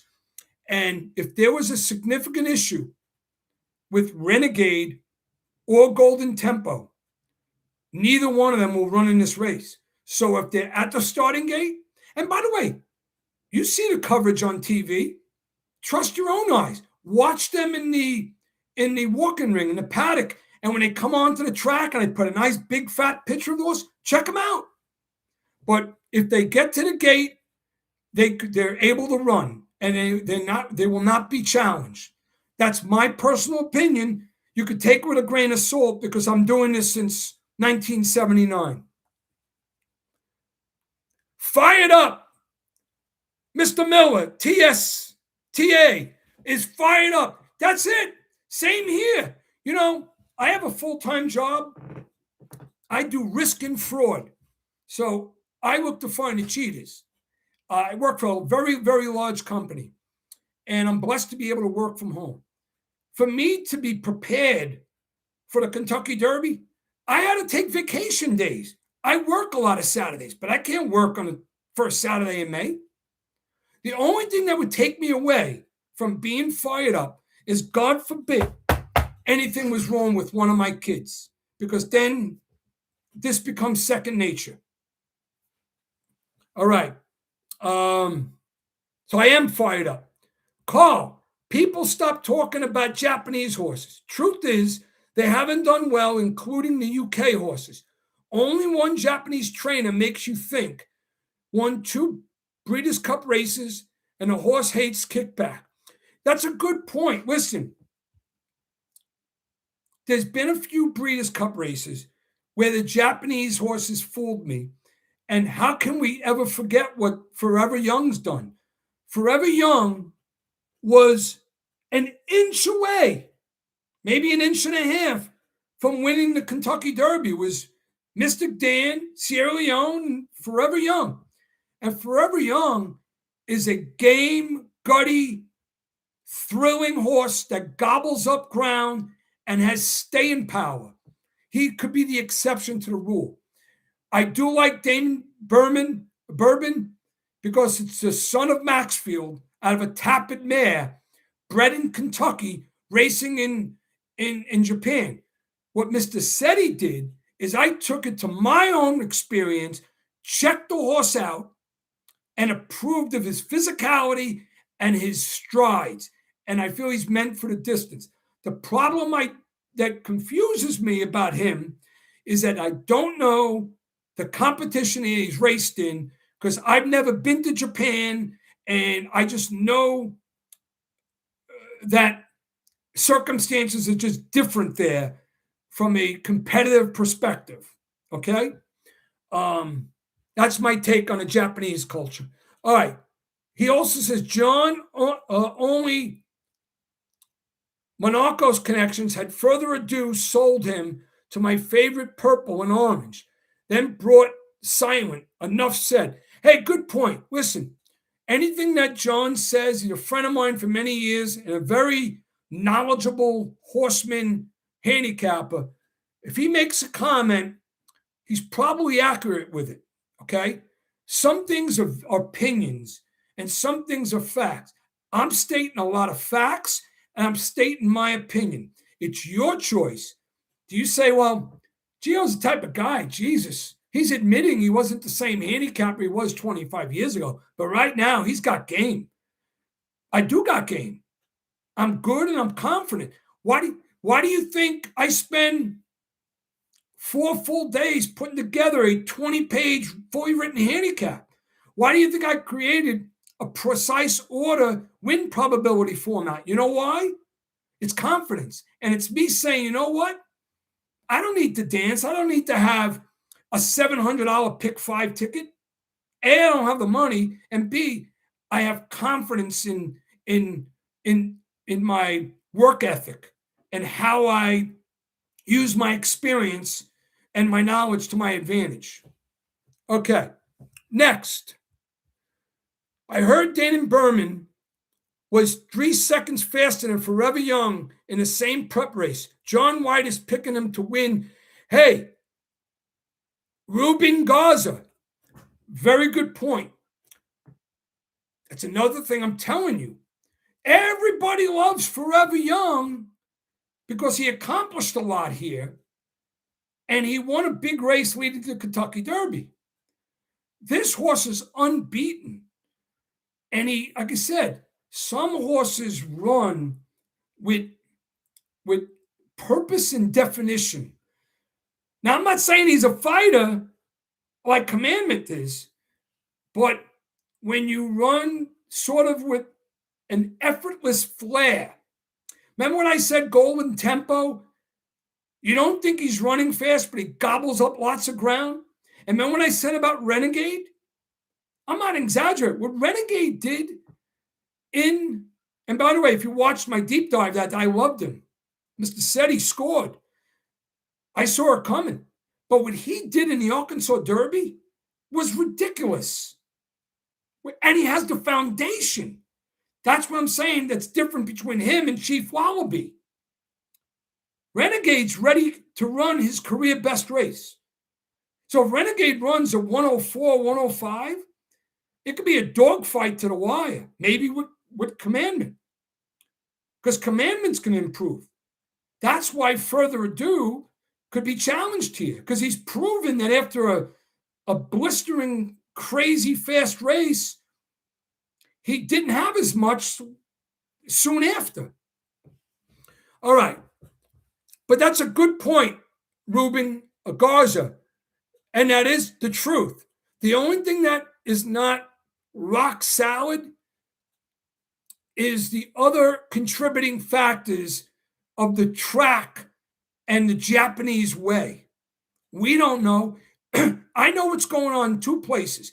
I know what's going on here in America, and I know what's going on in Italy, because my last name is Sette, number 7 in Italian, and I have 60 cousins in Italy because I'm from a big Italian family. Scott Lupton, Scott in Texas, a Rams fan from LA, fearsome, foursome, Roman Gabriel, Tommy McDonald, Scott, we will talk Rams for as long as you want. I got a lot of stories to tell you, man. I have road trips. I got pictures hanging out in the lounge with Jack Snow, Lawrence McCutcheon, Wendell Tyler, Jack Youngblood, Freddie Dreyer. I was hanging out with them. And when they were the St. Louis Rams, or when Ricky Pro was on the team, I hung out with Ricky Pro. I talked to him for like a half hour. He's from New Jersey. So Rams will talk forever. I'll catch up with you. All right. Sean, Gio, I know John Cappelletti, and I knew his mother. Now, that's really interesting. And guys, if you want to watch a story, you ladies, first of all, from a horse racing perspective, you ladies want to see a great movie, and it's good timing because of Kentucky Derby. Watch 50 to 1, the story of Mind That Bird. It's free on cable. It's a good movie. But in terms of John Cappelletti, there's a movie called Something for Joey. And you just got to watch it. It's sensitive. And I don't want to get into John Cappelletti's story, but nice mention, Sean. We'll talk about John. It's sort of in the category of Brian's Song. Remember Brian's Song with James Caan, who, by the way, some people say I look like him in Elf. My daughter always kid me about that because we got the same type of face and receding hairline. But James Caan and Billy D. Williams in Brian's Song, you're going to cry. You're going to cry. Watch Brian's Song. Movie was made in like 1973. All right. Thumbs up from Sean. Thumbs up. Like that. Judge. Email sent, buddy. No problem. Good. Gary Slayton. Thumbs up. Gary Slayton. John thinks bounce race for further ado. Hey, I don't blame John for thinking that way. We don't agree on everything. But one thing I always said with John, if he lands on a horse and I land on a horse independently, then we have a significantly greater chance on winning, because you got two minds that go back 50 years in this business. So you can't argue with A, success, or B, experience. But I don't agree entirely that he is a dishpan toss. Do I think he's the most likely winner? Absolutely not. I like 5 horses more than further ado from a win-end perspective. Okay. I like further ado more than I like Chief Wallaby. I love him so much more than the Puma, but I do not like him more than the Commandment, Renegade, Incredible, Golden Tempo, or Danon Berman. I do not. All right. John Eldon again. Gio, your thoughts on Brown running back? Chad Brown. I was thinking football for that. Your thoughts on Chad running emerging market versus holding him into the Preakness? He seems to think he has a legitimate shot on only 2 races. Would you be shocked if he wins Derby 152? Excellent question. Excellent question. John follows Chad Brown's stable deeper than I do, but I know a lot about how he operates. I was on cloud computing, I kid you not, and I was on early voting on my kids. I made a monster wager on early voting, and I had the exact and triple.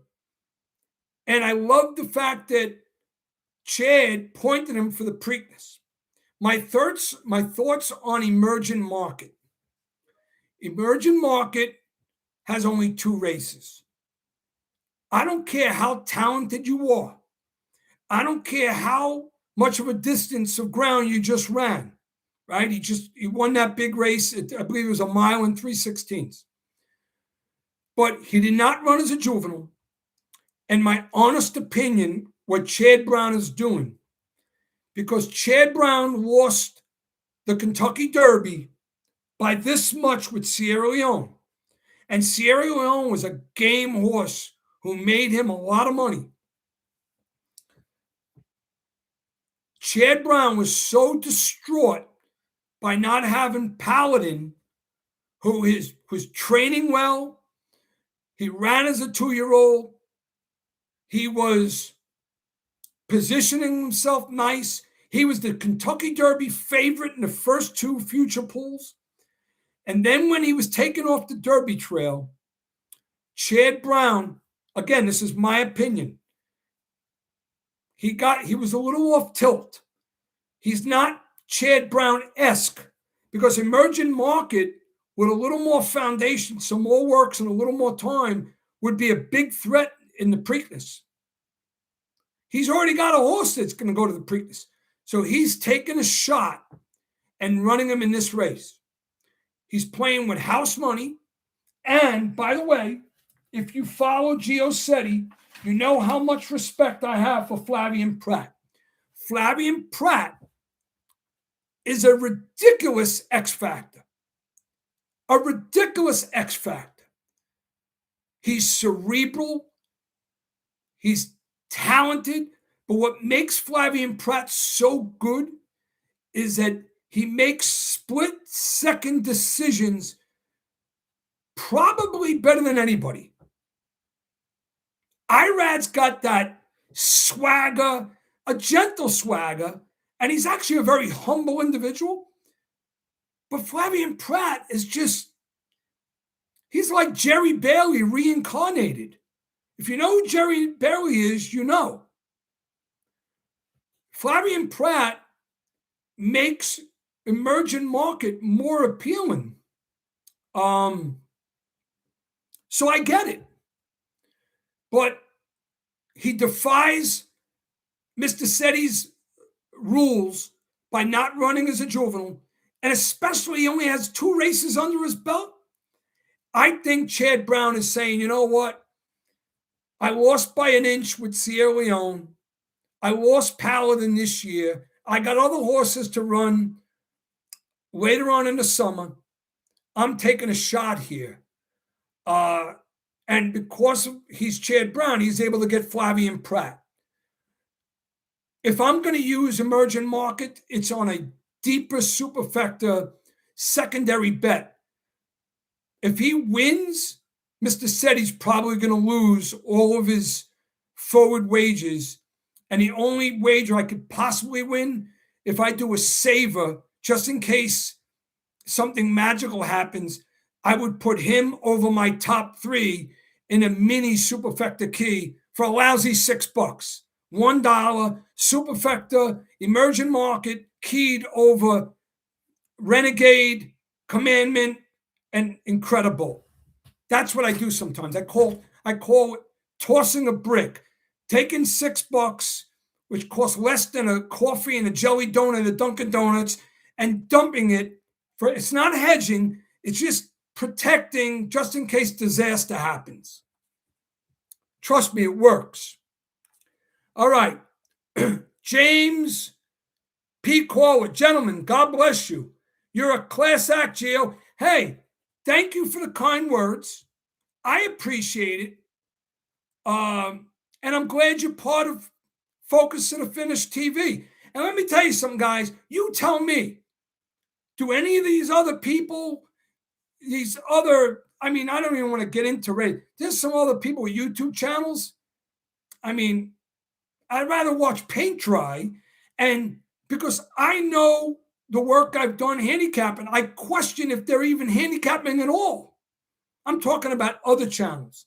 You know who I respect and who I don't respect. I like Matthew DeSantis with Naira. I like a good guy, does the work, smart.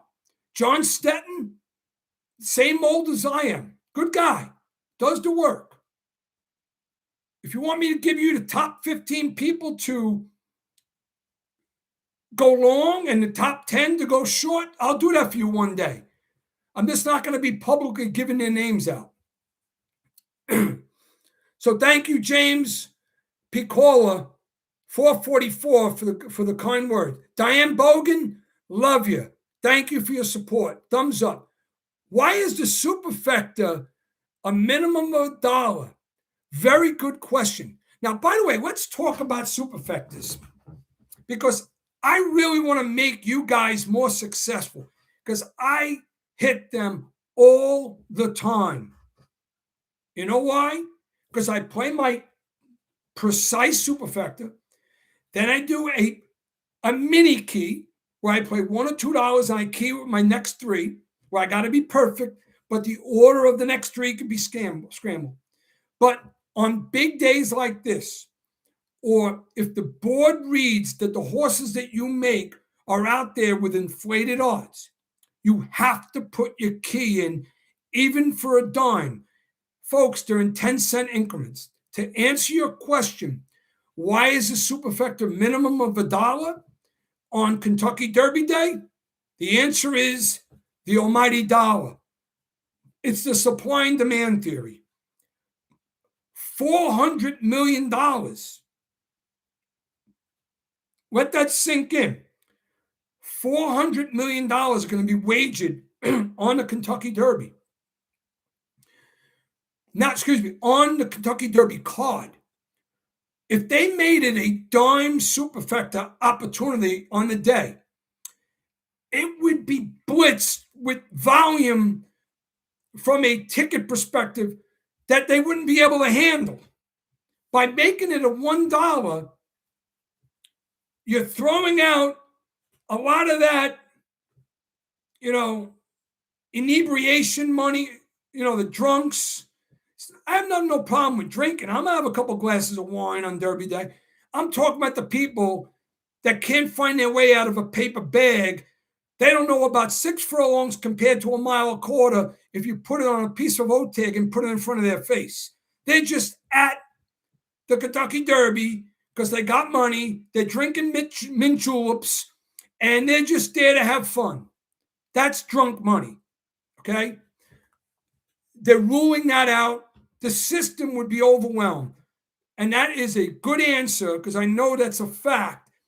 And that's why Churchill Downs, today, I did a couple dime superfecta keys. And by the way, I have a video on Pastor Y. I talk about it. Check it out. I use the superfecta so often because if I love a horse on top, I always play it straight because if I'm right, precise, I get paid. And then if I miss the precise, I still hit the key. Very important. All right. Scott, litmus test and so happy, still in training. Scott, that's pretty cool. You made me smile. Let me give you my analysis on both those horses. All right. Speaking of good guys, Big Money Mike. I was at the Haskell. Now, maybe because he's not my age, he's a little younger, but we're both older gentlemen. He won the Haskell with a horse named Go Rocket Ride, who, by the way, passed away too. But because I had track access, and remember I said I was talking to Brad Cox, I spoke with Mike Smith and literally walked back from trackside all the way to the paddock leading back to the jockey room after he won the Haskell. How cool is that? Mike Smith is the consummate professional. He's got passion. He's a Hall of Famer, and they don't call him Big Money Mike for nothing. But so happy because the name is catchy, you're going to get what we call in the business name recognition underlay. So happy will not be the price from a odds perspective that he's supposed to be because his name is so happy. Now, did he look great winning the Santa Anita Derby? Absolutely. It's one of the reasons why I don't like Contender. But in that race, which was a surprise, he won the Santa Anita Derby because A, it was at Santa Anita, and B, because Mike Smith was brilliant. Go watch the race. Study, learn. Mike Smith was brilliant. For him to come to this Kentucky Derby with that same horse and win, what a story that would be. Personally, it's not because he's from Run Happy, and some people say he's challenged by the distance, and he just ran a good distance race in the Santa Anita Derby. I personally don't think he won't get the 1.25 miles because there's too much around him for what this horse needs to do, if that makes any kind of sense. So he's in my bottom half of the 10. I think I got him ranked like 13th or 14th. You can check it out. As for Litmus Test, Litmus Test, because of Bob Baffert and because of his body of work as a juvenile, and as a juvenile, he was very, very good. He also is a very expensive individual. Let me just give you the fact. Was that 600 or 700 or 800? My eyes. He cost a lot of money as a juvenile. Son of Nyquist out of a Malibu Moon mare. So he had the bloodlines, his pedigree suitable. He had a Hall of Fame world-class trainer. He ran wonderfully as a juvenile. It's perplexing what has happened to him as a 3-year-old. So what I said in my analysis, I gave him like a one-line thing in my write-up. I have him ranked 10th or 11th, I believe. I said to myself, it's a respectful mention because if he runs the way he was supposed to run in his first or second starts at 3, he can hit the board. He's not a toss. But I'm being honest with you, what his lack of performance in the last few starts has been beyond puzzling him. So to answer your question, Scott, yeah, that's my evaluation on those two guys. And if Bob Baffert wins this Kentucky Derby with Litmus Test, I'm going to lose every one of my tickets. And, it's going to add to his legacy, but I don't see it happening. Next question. Hold on. I got to go back to that. Hold on. Wow, you got a lot of good questions. I got to speed up. I hope you guys not get. By the way, if you got to go, you could watch the rest of this because it's going to be recorded, I guess, by YouTube. But let me continue here. So, Scott's question. All right, the next one was from SIGI Mendoza, 1983. Do you expect a crazy pace? Yeah, I think it's going to be a rather intense dogfight to the first turn. Nobody wants to be wide. And there's like 4 or 5 horses that have a legitimate speed to get there and with pretty good riders. That's why I think it's going to be 46-1 or 45-3 at the half. Let's see if that happens. Scott, Ambassadors Saturday for the sport with the young people at the parties and gatherings. Folks with very positive for participation and teach the young people the love of the sport. Yeah. Hey, look, sometimes it's not a question and it's a statement, and that's a pretty good statement. Thanks for contributing that. All right. Mike's Paradise. What's the price for Friday and Saturday cards? Sorry, couldn't find my email with the price. All right, guys, I'll say it right here. And guys, what more can I say? I got a boatload of experience. All year round, I give precise order handicaps on the arm. I try to help people become more successful. I've done a lot. But on monster days like this, when I'm taking days off of work on my full-time job, supply and demand theory. I have an audience. That's why, and like I said, you never shortchange. Win, lose, or draw. You're getting valuable information, and you're getting, in this case, you're getting 20 pages. To answer your question, I'm giving you, so you get my win percentage probability, you get my top 3, 4, or 5 fully written, extended coverage on a Kentucky Derby, handicapping insight and structure suggestions. Literally in my paragraphs, I say how I'm going to use the horse. You pair it up with your handicapping, and you make a decision that's more informed for yourself. But to answer your question, of course, you're here tonight. I'm not going to increase it. A card like this, it's $40. So it's a $40 fee. I have it done. I gave 3 methods. The methods are clearly on the email, Zelle, PayPal, and Venmo. Send it over, and I'll shoot you it in a Word document attachment. You could print it out. It prints out beautifully. Or you could read it on your mobile device or tablet, or, use it how you please.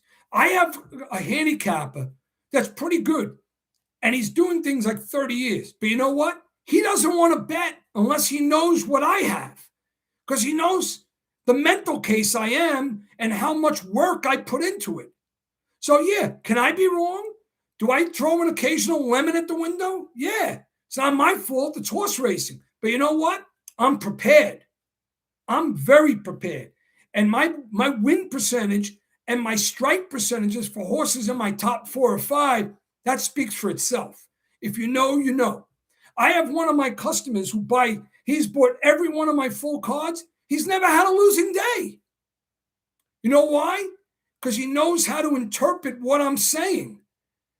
And he's disciplined the way he structures it, and he blends it with his own thoughts and handicapping. All right, so it's $40 fee.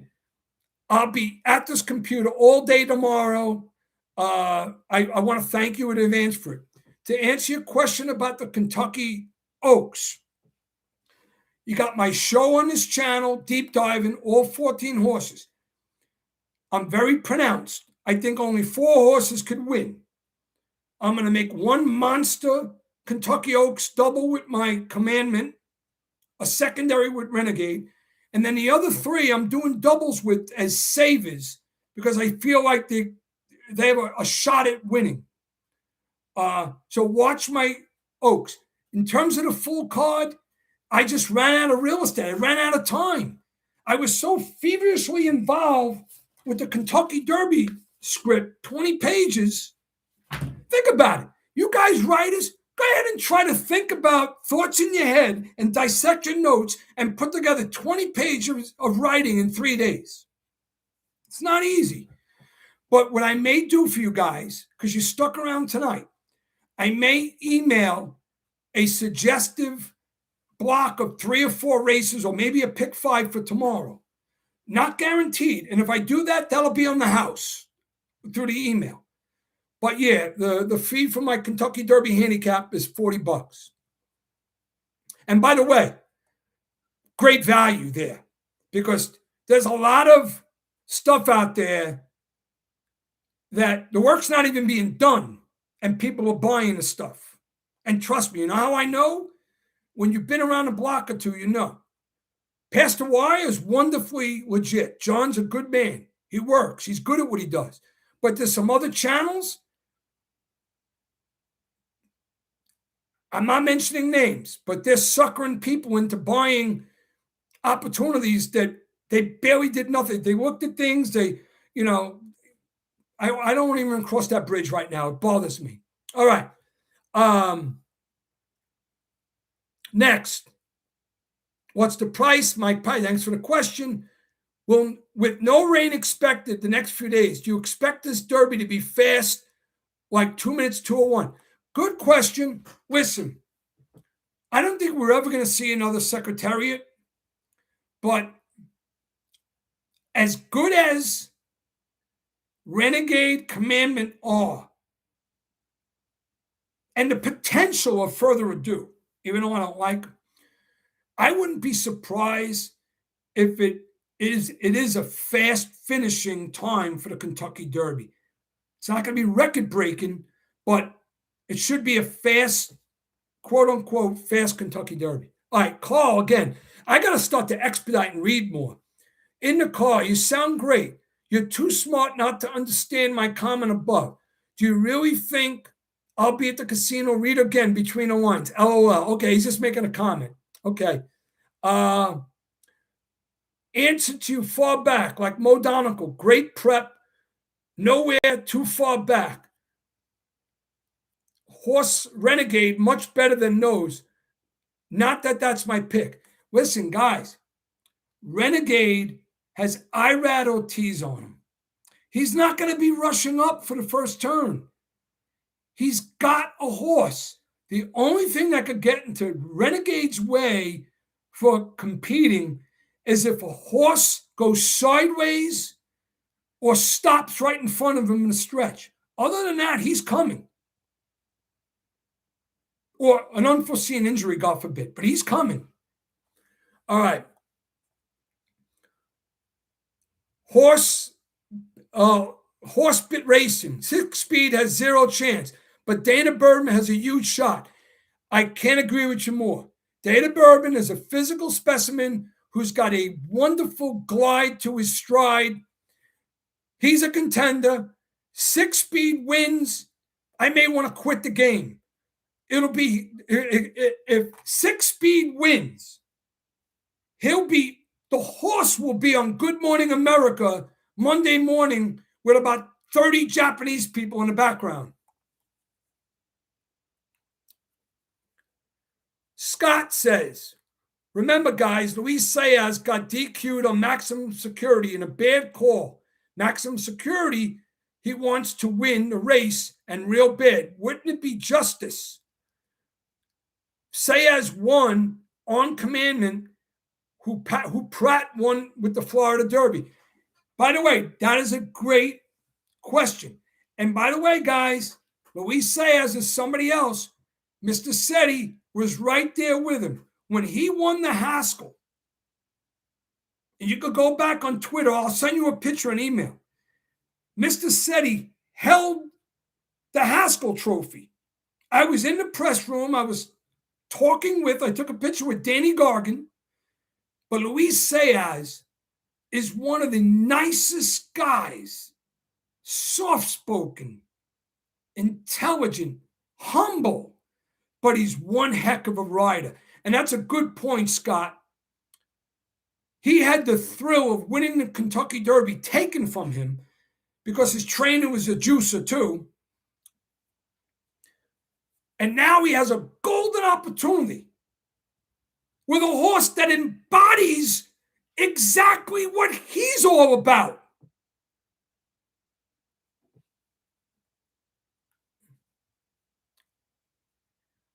Scott, you are not on the clock, Gio. Okay. Thanks, Gio. Great show. Good insight. Hey, R. Dunn, thank you very much. I happen to feel,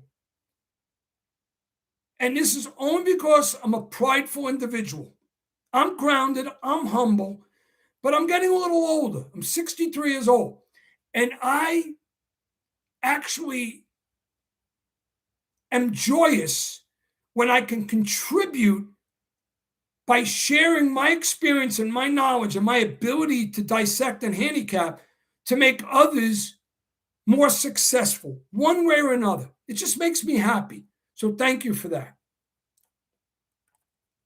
Carl says, no more wasted time on silent tactic. He's out. You're right. Let's draw the line. He's gone.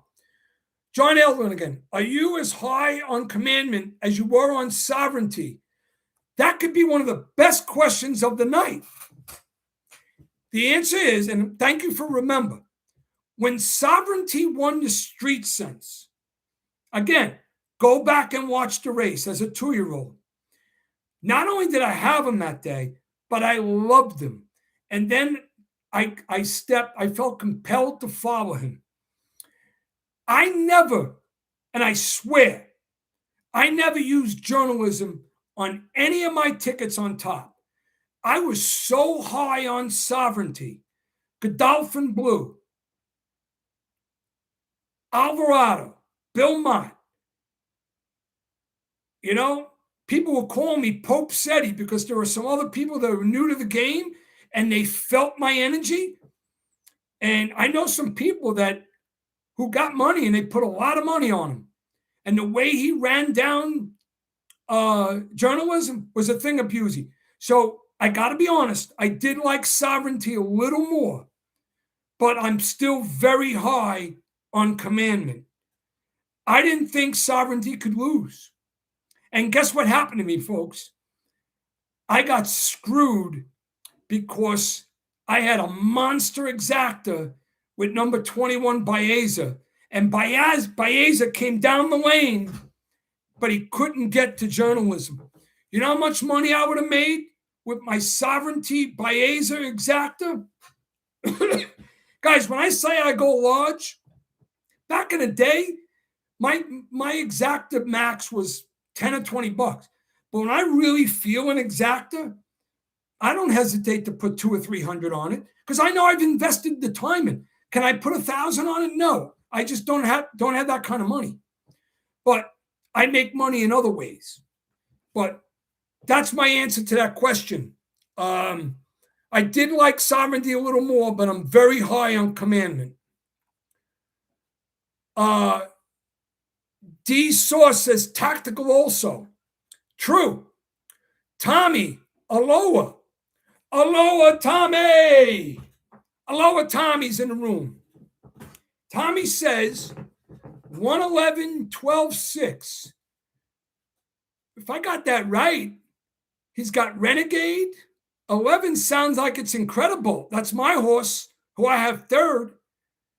Commandment and the 12. Who's the 12 you like? Let me see, Tommy. Oh, Chief Wallaby. Tommy, not bad. By the way, since you put that there, you better do this.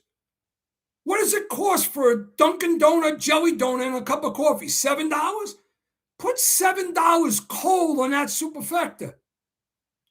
If it happens, you know what kind of money you're going to make? But after you play it cold, be smart. If that's what your order is, play a superfecta key.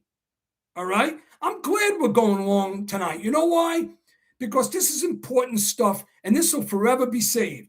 And for some reason, if I'm not around Saturday, God forbid, knock on wood, something happens to me, I can be remembered this way, the way I want to be remembered in terms of being passionate about this sport. And sharing that I can answer any question, even if they put me on NBC right next to Jerry Bailey. All right. Joe Stone. I think, let me see what he says. Oh, did I lose it? Oh, no, this would be terrible if I lost it. Hold on. Oh, no. Joe says, I think I was commandment second race when I saw him split two horses and drove right through him. Never saw anything like it. Joe, thank you for bringing that up. It was one of my findings, my initial findings, for a juvenile to do that with conviction. Now, the jockey had something to do with it too. But if you see the horse, he didn't have a timid approach. He blasted through in between and then accelerated to draw clear like he was running a couple of Cocker Spaniels behind him. Great. I'm glad you watched the race. And if you haven't watched the race, go and watch it, folks, because it was impressive. Scott Carr says, Gio, further ado, didn't lose by much to the Puma. Hey, listen. I am not here to discourage you. I am not here to discourage any one of you. If you like the Puma, go ahead and bet or use the Puma. I'm only giving you my honest opinion. If the Puma beats me and you send me an email, you had a 50-win ticket, I'll tip my hat to you. But I wouldn't play the Puma with your money. If you gave me $100 and say, George is what my mom used to call me, Gio, you're a good guy. Here's $100. Put it on the Puma. I can't do it. I would use that a more scientific way, things that prove to me. The problem I have with the Puma, and it's the last time I'm going to mention, you're right. Further Ado didn't lose much to the Puma, because Further Ado, I believe that was his first race at 3, wasn't his best that day. But the Puma was running really well, overextended. The Puma's run a series of extremely grueling races for him. I would be shocked if he replicated that at the Kentucky Derby. I think, you know how they say sometimes we could get stuck in a mass of humanity? If the Puma is surrounded by all these horses, first of all, I don't think he could go 1.25 miles. He proves that in his gallop out. But I just think he's going to be overwhelmed. I think he's done too much in a short period of time to be a threat here. Commandment did too much in the Florida Derby. Dean G, no. If you've been listening to the show, if you haven't, please watch this. Make breakfast in the morning, do like 4 or 5 scrambled, cup of coffee, and watch me for 2 hours, because you know why? I talked about that. Commandment wasn't overextended in the Florida Derby. They didn't squeeze the lemon. Florian Pratt deliberately went to the outside. So he had race experience running down horses from the outside. If he would have been second, losing by a head, you think it would have mattered to Brad Cox? No. He won because his will took him to victory. Gio, you said you like Castellano. Use astrometer in your supers. Mark that down. Yeah, listen. If you guys want I'll do a video on my jockey top 20 and the whys behind it. And you'll find it interesting. Okay? All right, next. Richard Posh, or Posh. Richard, I left 2, 4, 5, 10, 17, 22, 22, 21 off all my tickets. Are there any numbers you left off all your tickets? Richard, yes. And I'll do you a favor. If you're a handicapper, I think you should purchase my 20-page, fully written, precise order handicap with win probability, because you'll be fascinated, or at least be interested in comparing your notes with mine. And you'll know proof positive that I do the work. But with that said, it's too much to do for me to check all the numbers right now. It looks like you left a couple off that are still on mine, but I can't remember. I know the 22 was Oselli. Oselli is also eligible, who's got a real good turn of foot. So I think he hasn't run his best race yet, but he's going to need a lot of things to go wrong for others for him to hit the board. All right. Next up. Are you in financial services, Gio? Scott Lupton. Yes. Well, I started working on Wall Street in 1982. I hold several licenses. I was a corporate actions manager. Corporate actions are the events in the life cycle of securities, both mandatory and voluntary. I was a corporate actions manager for investment firms. And then after 9/11, I got into the mortgage business, and I was a mortgage banker. I had my mortgage license. I did that for 17 years. And now I do risk and fraud, because in risk and fraud, you have to have AML, anti-money laundering experience. And I was a good fit for it. And I get to work from home now, 4 years running, which I love. All right. Gio, old timers but younger, you are. Both in Sheepshead Bay guys, favorite horse Forgo, the Marlboro Cup, still can't believe. Listen, guys, I love your mentions of, the thoroughbred racing history. I love talking it. I promise you, another day we'll have another conversation going back, talking about some of the big memories I had. Guys, you know how many Belmont Stakes I went to? I had a whole section at the Belmont Stakes rooting with me because I willed them to play my horse. I'll tell you that story another time. And we won too. All right. Gio, Rams a great team, but you know I had the Seahawks. Yes, hats off to the Seahawks last year. More football. Scott loved him. Brian's song, classic. It is, and it's a tearjerker too. It's a simple movie, but if you ladies, because ladies are more sensitive than men, they are. I'm a sensitive guy. I am. I cry, and I get very sensitive with my kids because I love them so much. And you had to see me at my daughter's Duke ceremony, the commencement. I cried like a baby. I just couldn't compose myself. I cried like a baby. This big muscle guy was in the stands. I was overwhelmed. It was that moment. And if you know, you know. If you got kids graduating college, and my daughter went to Duke, just crazy stuff. I'm very sensitive too. But if you ladies are sensitive, you haven't seen Brian's song, check it out. You know, it's made in the 70s, but it's one of those, it's a sad movie. Love story, sad movie. All right. George Friedman, 18. Your analysis was great. I like the 15 and the 18 on top. I will bet exactas and trifectas with these on top. All right, well, the 15 and the 18, just to answer your question, remember, I want to make sure I get the numbers right. I know it's not the commandment.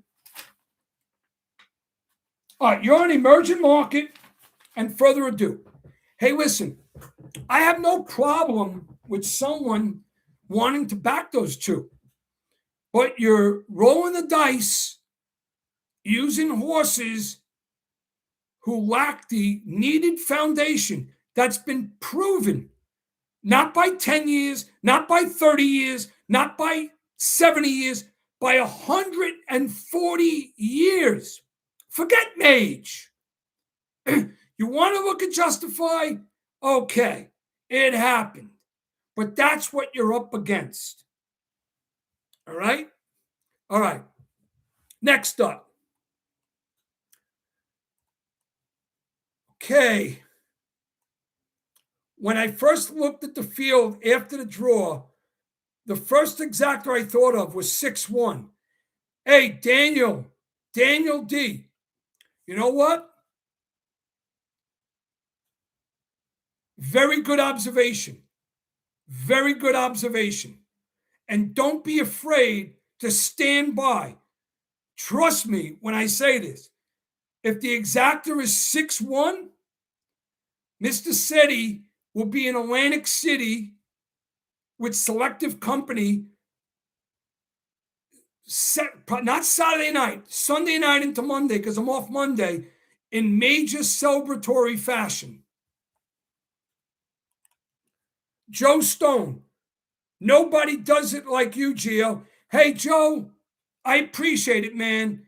And like I said, I don't toot my own horn. I keep it real. What you see is what you get. I just keep it genuine. Trust me when I say this. There are a lot of fugazi people out there, and if you're lazy, you're fugazi. So you know what? They could fool some of the people they're speaking to, but they don't fool Gio Sette. I know who makes sense and who doesn't. But thank you for the kind words. All right. Charlene, somebody new. Thanks for the superfecta with emerging market on top. Chad Brown said he thinks the horse deserves the chance since he's having such talent while suffering setbacks. You know, Charlene, no doubt emerging market is a very talented individual. And he's got Flavian Pratt up, who I absolutely love because Pratt just seems to put his horses in the right spot every single time. But he's got challenges that he can't control. And that's all I'm saying. So, Charlene, stick to your guns. Always stay with your strongest opinion first. I'm just keeping it real and sharing with you what I feel.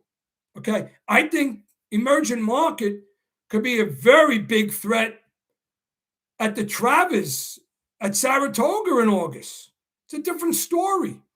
This is a very compelling opportunity he's been given, and I'm not sold on it. Sorry. Okay. All right. Lang won. They bumped up the supers at Keeneland to 50 cents. That's a good point. And guess why? Scuttle, the almighty dollar. The Keeneland spring meet is the center of the attention. Do you know what they said? Everybody and their sister's cousin is playing 10-cent increment superfectors. We got to make a decision. Do we go all the way to $1 or do we go to 50 cents? And they went to the 50 cents. A very good mention. And I felt it when I was playing Keeneland because I had to harness myself. You know what's great? I'm talking 2.5 hours. This live stream may set a record for longevity. And you know what? There's some haters out there. You know what they say? Oh, Gio, why don't you just get to... Hey, look, if you don't like what I have to say, if you don't value what I have to say, you know what? Watch something else. Or go into the living room and watch reruns of Law and Order or Three's Company or whatever you want to do. You don't got to listen to me. All right. Buffalo Mike, late checking in, but I will watch and the replay. Thanks for doing this, Gio. Buffalo Mike, I love you. Thank you very much. Glad you're here. Scott Lupton, that was a joke, Gio, based on California Superfecta flyer.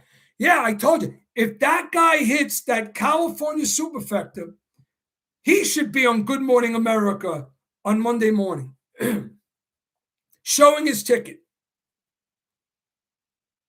All right, here we go. Next up. What's so appealing about Incredible? I don't see it. Okay. Sir Big Bear Bets. So Sir Big Bets is saying, what's so incredible about Incredible?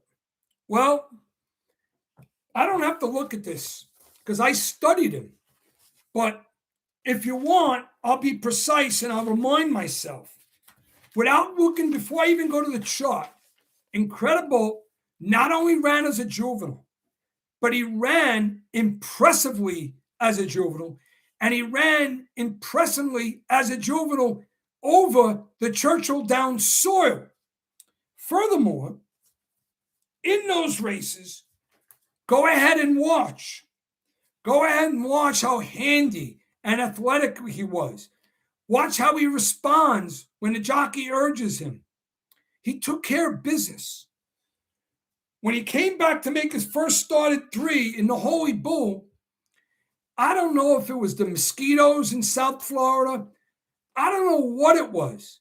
But when he broke out of the gate, he broke pretty well. But he just stopped. He's an animal. He had no interest in running or taking to that ground, the track at Gulfstream. You know what? I knew that I should just put a line to that race. And what he did in the Virginia Derby at Colonial Downs, go ahead and watch the race. Effortlessly. When they were coming around the 4th turn, I said he's winning.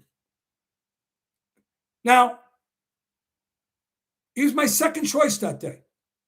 I made money because I used him in my doubles, in my triple box, in my superfecta, up and down. He won. And by the way, I have a future wager on Incredible at long odds, just $20. But I think it's something like 70 to 1. But what Incredible did that day, it's not just that he won the Virginia Derby it's a one-turn, 9 furlong race. It's how he won it. Now, sure, were there any stars in that race? I couldn't believe there was some people endorsing Rock'em Sock'em Robot, whatever that horse was. I tossed that horse, the one coming from the Turfway, because he showed speed at Turfway Park. I don't even go into that handicap because I also had I think it was a butane or litmus test that day, and they failed. But what he did at Colonial Downs, and now starting here at the Kentucky Derby, A, he hasn't peaked. He hasn't run his best race. B, he's proven over this surface at Churchill Downs. C, I love his jockey. One thing about Javi Torres, you ever listen to the guy? I love guys that are talented and humble. Talented and humble. You know, it was like Tim Tebow when he played for Florida. A lot of guys. Derek Jeter of the Yankees. You know, a lot of examples of guys that are very good or great and humble. Now, is Javi Torres, Ired Ortiz, or Flavian Pratt? No. But you know what? The kid could ride. And he's got 50 members of his family in Puerto Rico that are going to be there and watching him. And he's got a horse that's very handy. And when a horse is very handy and built for the distance, don't question if he's built for the distance, because I'm okay with Boltoro out of Awesome again. I'm okay. Is it curling or gun running? No. But if he gets a lane, he hasn't run his best race yet. Riley Mott is Bill Mott's son. Forget about the other horse, who, by the way, I had in the Wood Memorial, my second choice, Arbus. But if there's pace and Javi Torres gets a lane, he's going to ask Incredible. And if Incredible needs to maneuver around a tiring horse, he's got the ability. And he closes well. And he runs inside. I'm playing a sizable exacta with Commandment over Incredible. I'm using Incredible on every one of my deeper gimmick tickets, triple superfectas. And yeah, even though I love Commandment and Renegade a lot more, I'm using Incredible, not only because I have him a future wager, I'm using him in my pick 5, pick 3, and a double saver. I'm even using him in a smaller double with my winner of the Kentucky Oaks. Well, that's what I have about Incredible. All right, next up. Bill, great show, Gio. Thank you very much. I appreciate the kind words. Charlene, hope you're right about Commandment. I have a future bet on.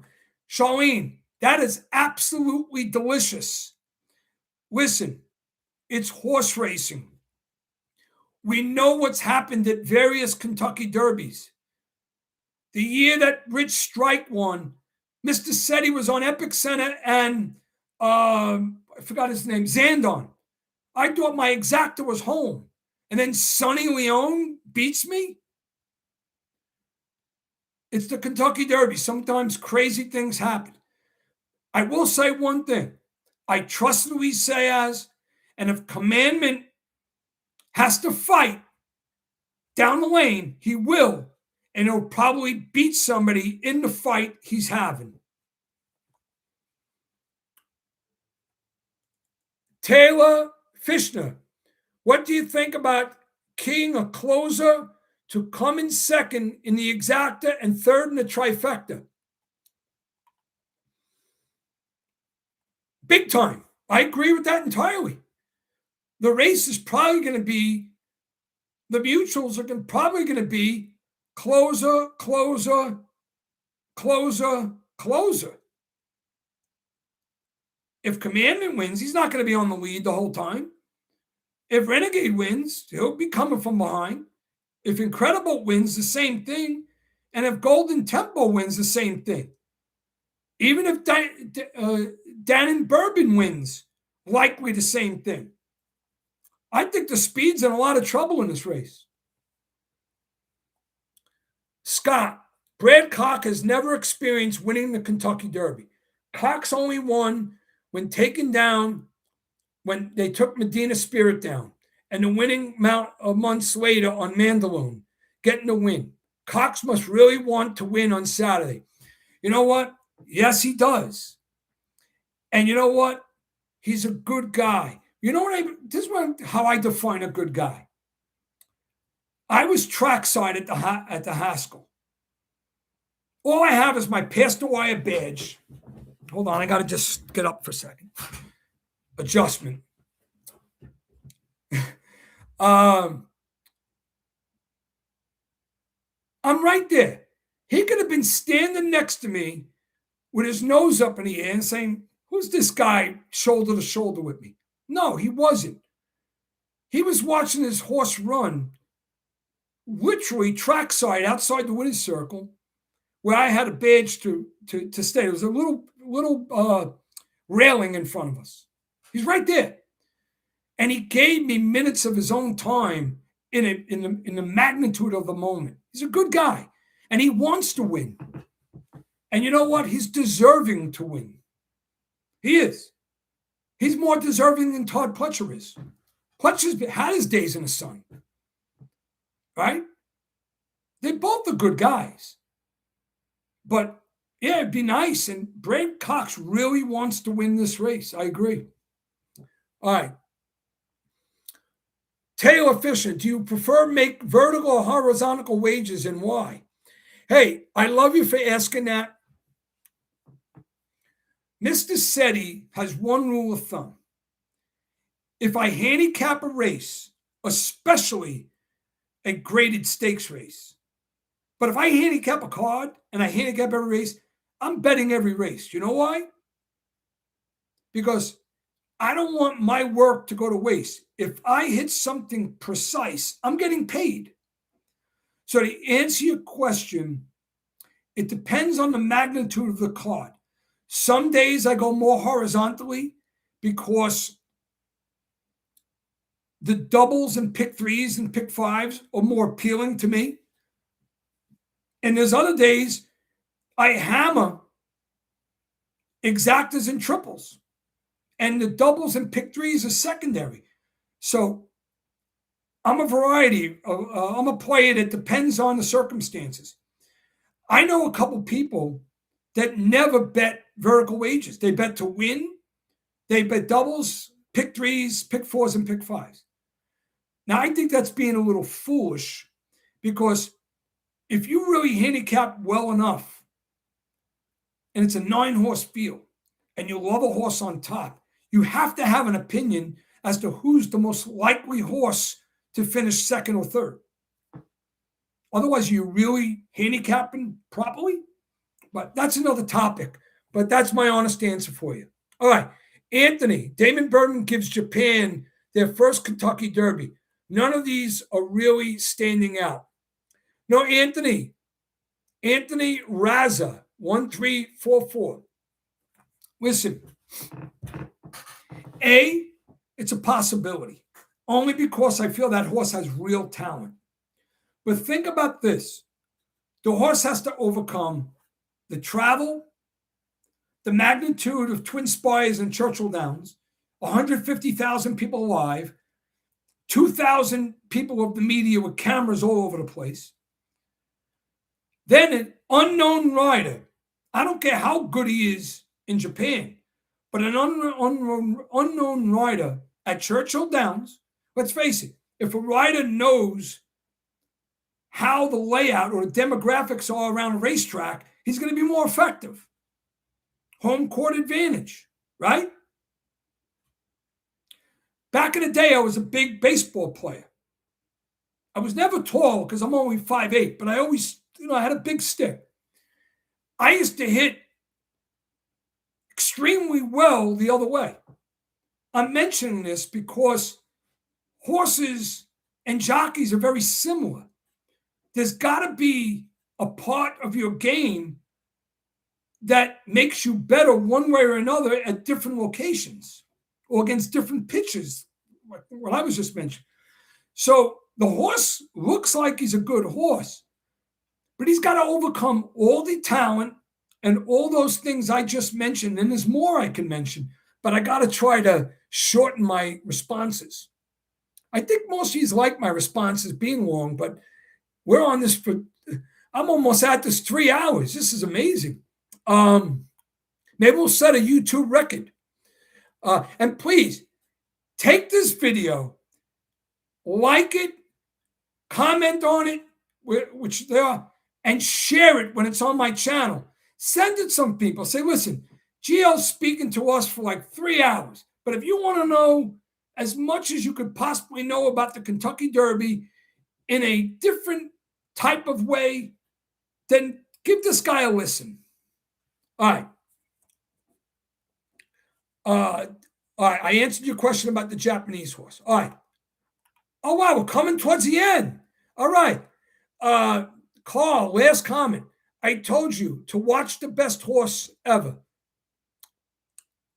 Falap, did you find the time? No, I haven't gotten to that yet. I'm sorry. All right. Harry Hampton. Let's have a good, safe Derby. Absolutely. Bill, Gio in overtime. Thanks. Hey, that's what I'm saying, guys. This is my gift to you. I could have been in the 3rd hour of my sleep. But that's what passion does. It makes you extend yourself. Gio, don't go to the ocean. Funny. All right. Brian Jacob, incredible thoroughbred, was a 6 in the Virginia, going to toss. Now, Brian, that's a good point. But what is Incredible's potential on the thoroughbred? Can he go from a 6 to a 1? I think he can. Are you giving him extra points because he ran so well at Churchill Downs as a baby?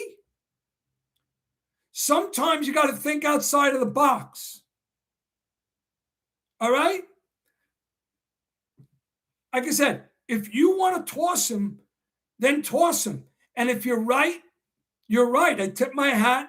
And just like me tossing Puma, I got to live with the fact that if the Puma beats me, I'm not going to have a good Kentucky Derby. I mean, I plan on scoring numerous races on the undercard because I'm very confident about some of my findings. But I want to win the Kentucky Derby too. I do.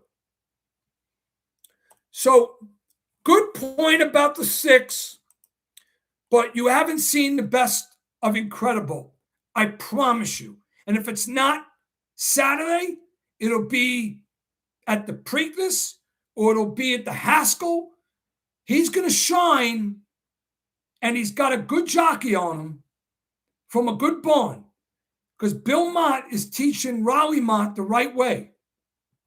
I kid you not. All right. Anthony Raza. Mickey Mantle is my boyhood idol. Go Yankees. Thanks, Paisano.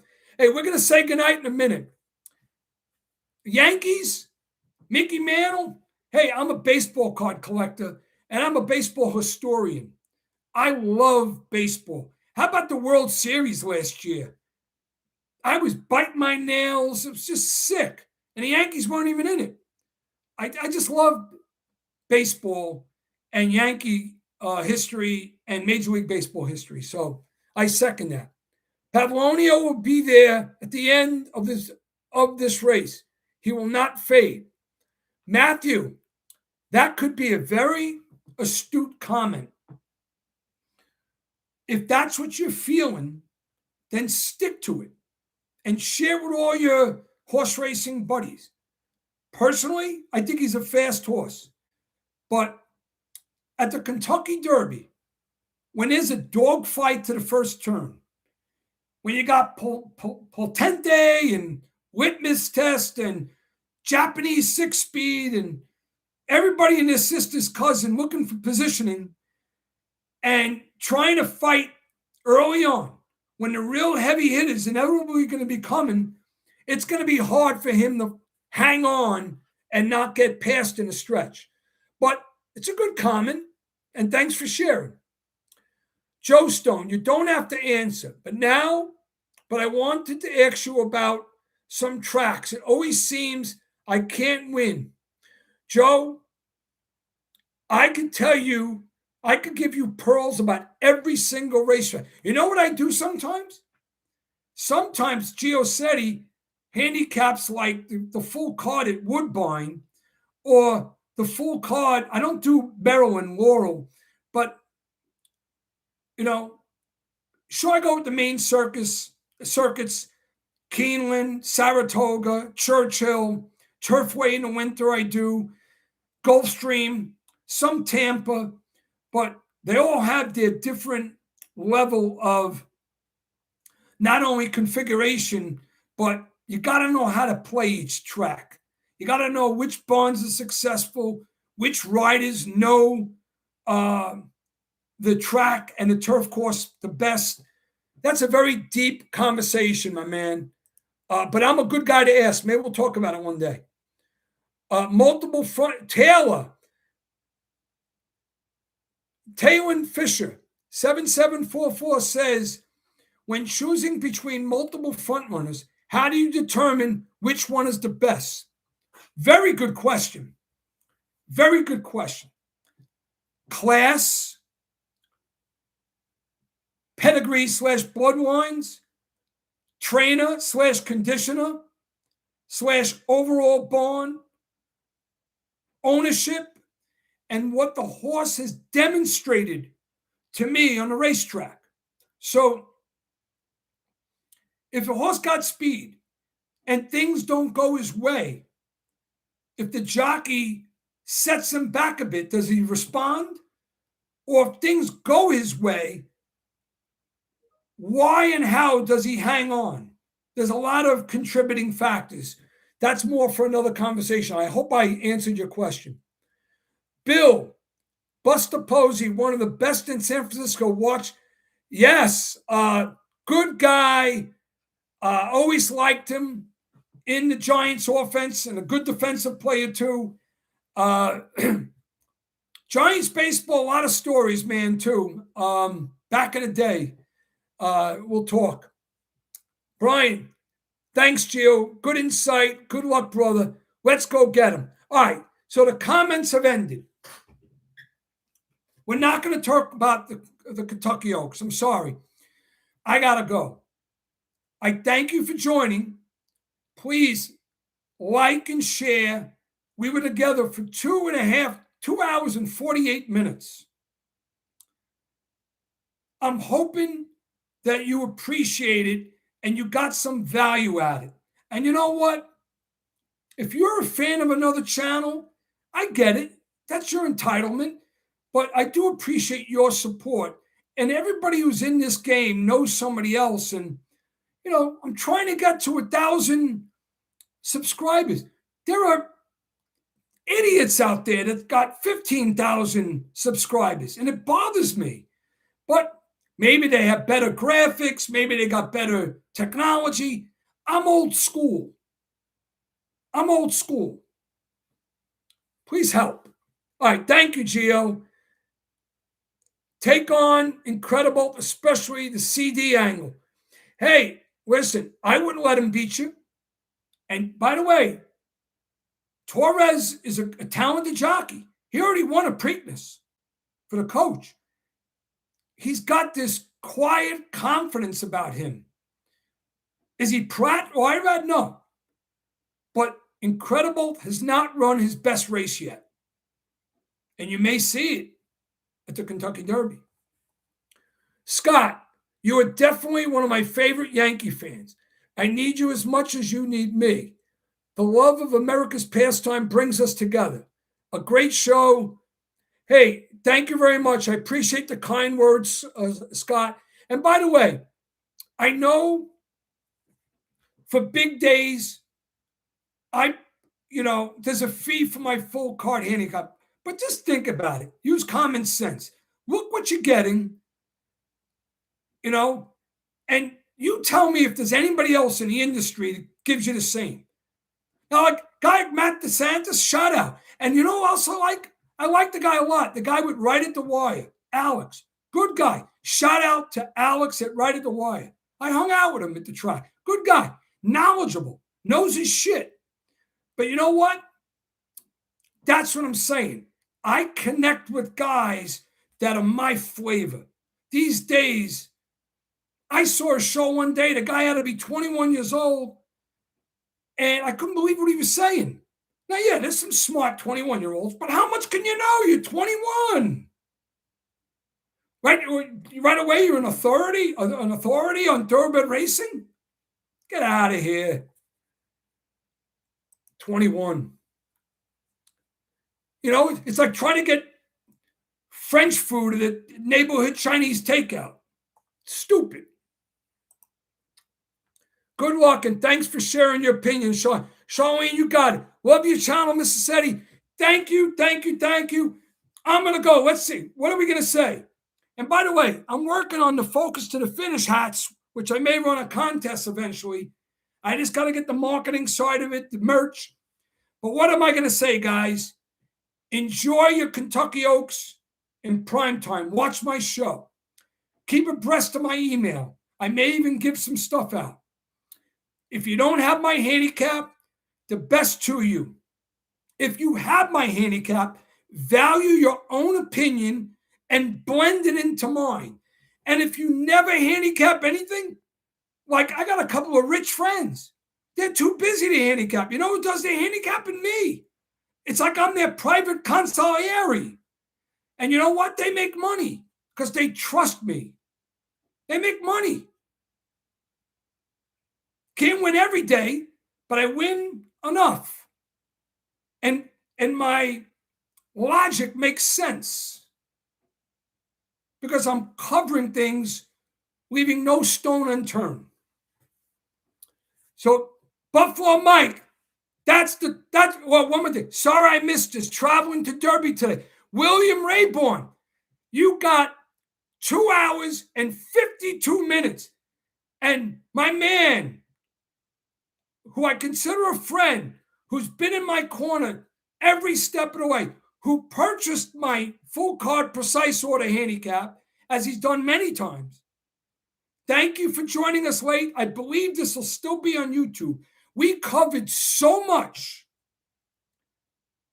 But I do have to say good night. And I'm going to, because it's 3 hours in, and Mr. Sette, has to use the bathroom. And I got a big weekend ahead of me, and I got to get some rest. So I'll sound off by saying, Gary Slayton, thanks. And William, Bill, thanks for joining. Watch the show especially if you're going to be at Churchill. And I know you have my handicap, but I got to sound off. So let's do it together. Let's go get 'em.